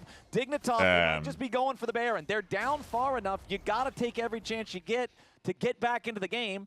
Palafox zoning their opponents away for now, but it looks like Dignitas aren't going to start it. Yeah, I don't mind. Ja, geschlossenes Snapsplit, ne? Schwierig. Baron hits really hard, is worth less than ever. And maybe just take the tempo, get your items, and fight another day because Soul Point is again up in 40 seconds, and the team fight can actually be close now. The gold is closed to 3,000 after they collected all those juicy kills and bounties from Blabber and Loki. That was a very important fight for Dignitas in their attempt to crawl back in this game. Okay, Dig brought it back down to 3K. It was 6,000. Yeah. After the initial play from C9 in the top side where they got those 2. Kommt noch eine Series natürlich. Wir haben 1 Uhr morgens und die zweite Series hat nicht mehr angefangen. Gold difference at the top of your screen there. So Dignitas cutting that down to half. Ich Far kotze. more manageable situation. Mehr als ich ätzen kann. Starting up the Baron though, knowing that this wouldn't be Soul if they get it, they're saying, all right, Dig, if you want to take Drake too, fine, screw it, we'll take Baron. Kind of risky here. I mean, if Horrible Dash. Es ist das geschlossene Pit. Niemals Nash starten mit geschlossenem Pit. And they just kind of walk there, and C9 has to stop. Now Dignitas has mid-prio. Let's see how well they can control these zones. Dann geht's morgen früh los. 9 Uhr geht's streamen, aber ich bin erst so gegen 11 Uhr wahrscheinlich da. Wow. Wow. Wow, der war One-Shot. Cleanse Fresh. Dignitas, right when it looked like they were in a decent spot, it all goes to hell, and the fire is hot. Dignitas lose 4. Remember when I said a lot of times the mid laner can know how to play Anivia, but the team needs to play around it? This is one of those cases where you got to play the Anivia better. Yep. He steps straight up. He's so tunneled on the pick to get Vulcan. Vulcan then, former Spring Split, actually Spring Split MVP right here. Das war sehr schnell engaged. But Palafox is way in front. You don't need to do this. They can just play in the river. Geil eingeflasht Brücken auch. Also war jetzt in Hindsight natürlich, in Hindsight sieht es ein bisschen goofy aus, right? Und wasted, aber. Over the fight on the back end. Blabber can full send it with Loki. They have so much damage once the person who's going to stop them from diving is dead. So now it's back. It's back to 7. Yeah, this is the slingshot giveth. But the thing is, when you pull that thing back, eventually the rock goes flying the other direction. And now Palafox, the handshake just brings him into his own doom. Denethor, he flashes, he escapes, but with Palafox already dead, C9 once more has the green light. Just like you said, Jat, when the you can't engage champ is dead, guess what you can do? You Kill can them engage. All. They all dead. And XU is going to be a very scorpion-shaped pincushion right about now. Tactical gets the kill on that one.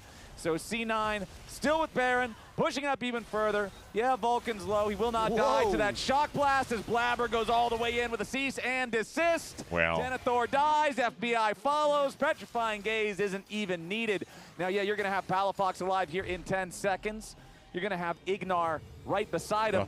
But neither one of them will be able to punish Loki. Warum ist der Wardspec, der dabei noch da kam? Recall just goes ahead, heads on back to base. Tactical's going to take the bottom lane tier 2 turret. It's a 10,000 gold lead for C9. He's snowballed. He's got the full build.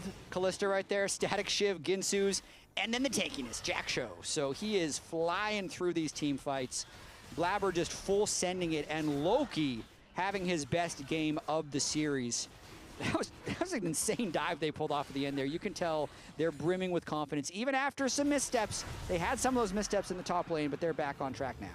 It's looking like the 9-year streak will continue here for C9. Perhaps. Perhaps. You know, Soul Point with an 11,000 gold lead. One could fathom Ist ein gutes Finale von Vulcan auf jeden that Fall. C9 walks away victorious here.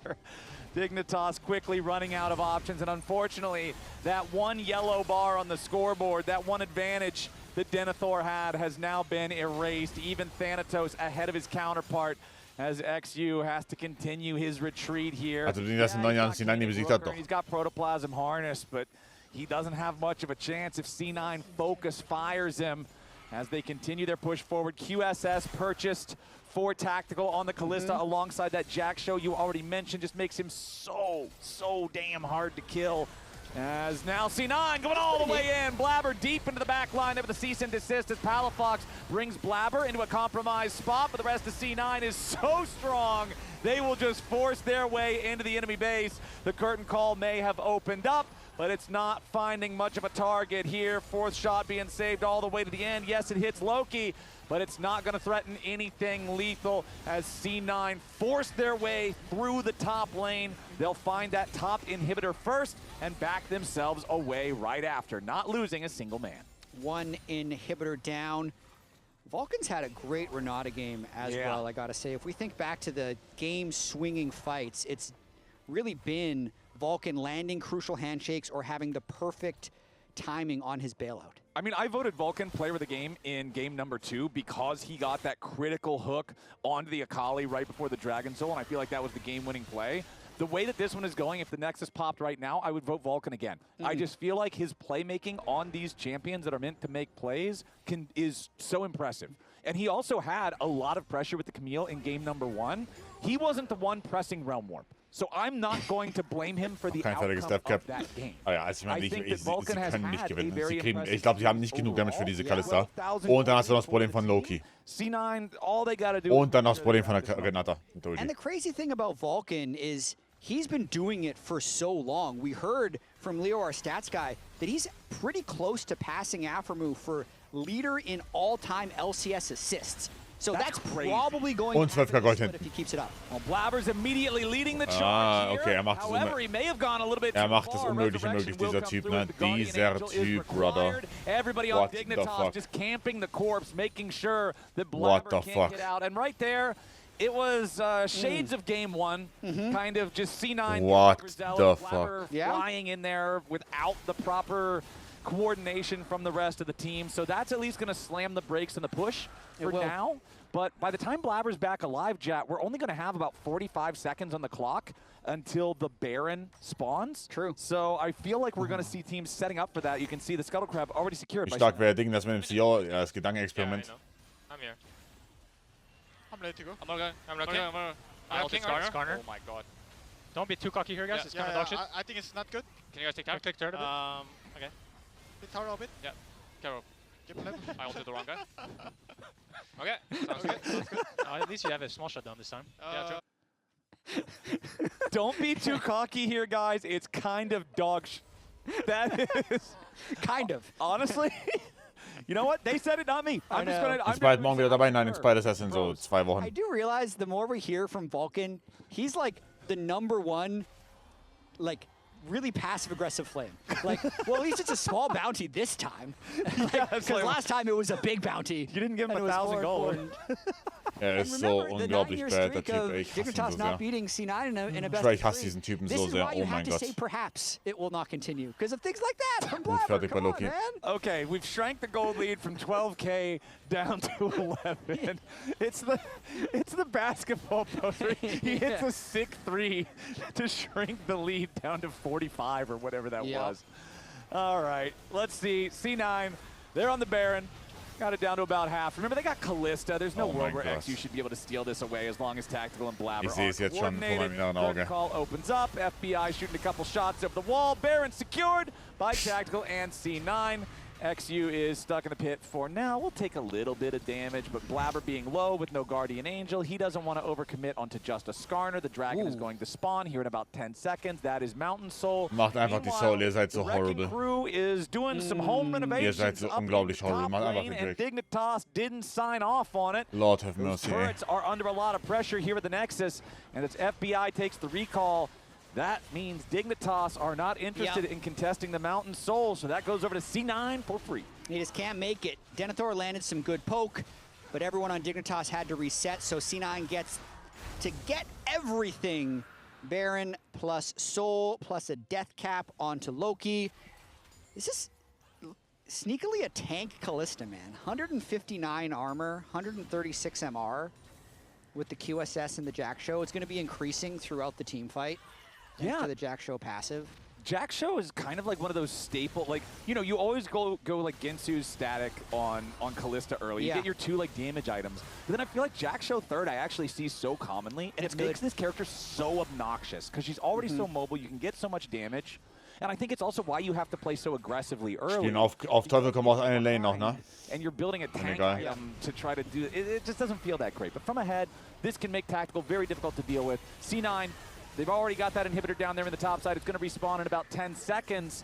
But the problem Barrierkalista, das ist der relativ Standard-Kalista-Bild. Ja, normalerweise sehen wir noch Terminus als drittes statt dem Jack Show als drittes. Aber ja. The Dignitas defense needs to hold strong here. A little bit of damage into Vulcan takes him down to about half HP. Thanatos pressuring the bottom lane here. And as Thanatos' pressure approaches the inhibitor turret, that means that Dignitas can't respond in mid. That inhibitor falls and C9 looks towards the newly respawned top inhib. Probably going to be a double inhib. You can still see, even with a 12,000 gold lead, it's kind of difficult to push into an Anivia, even if the Anivia isn't that far ahead herself. Und gleich ein Flash Engage von Rel. They're going to be getting this inhibitor. We'll see how aggressive they get. Inhib already gone. Blabber under a little bit of pressure here. First 2 shots already missed. Equalizer dropped on FBI's head means the curtain call is canceled and the handshake drags Ignar back out of the air mid-crash down. Dignitas up. Everybody chunked a little bit low as the minion waves from C9 barreling in through both top and the mid lane. Bottom lane also stacking up as C9 will have the resources to take out the last remaining inhibitor turret if that's what they want to do, but the Nexus turrets are already even lower. Tactical going to be focused here early on, but he hops right back over the crystallized wall. First Nexus turret already dead. Second one barely hanging on. Vulcan here on the front line. Vulcan mostly unperturbed as Dignitas continue to scramble, but they're not finding anything. Ignar wanted to make a move, but the Twin Fangs kill him off. XU gets a slam into the turret, ruins onto Loki. Ja, C9 wird nicht diesen Split gewinnen. Egal was passiert, dieser Split wird zwischen Lion und Team Liquid entschieden. Call ich verspreche es euch jetzt. C9 ist viel zu sloppy. Die gewinnen die Series, aber die sind viel zu sloppy. Die werden niemals diesen Split gewinnen. C9 owns Dig, and this was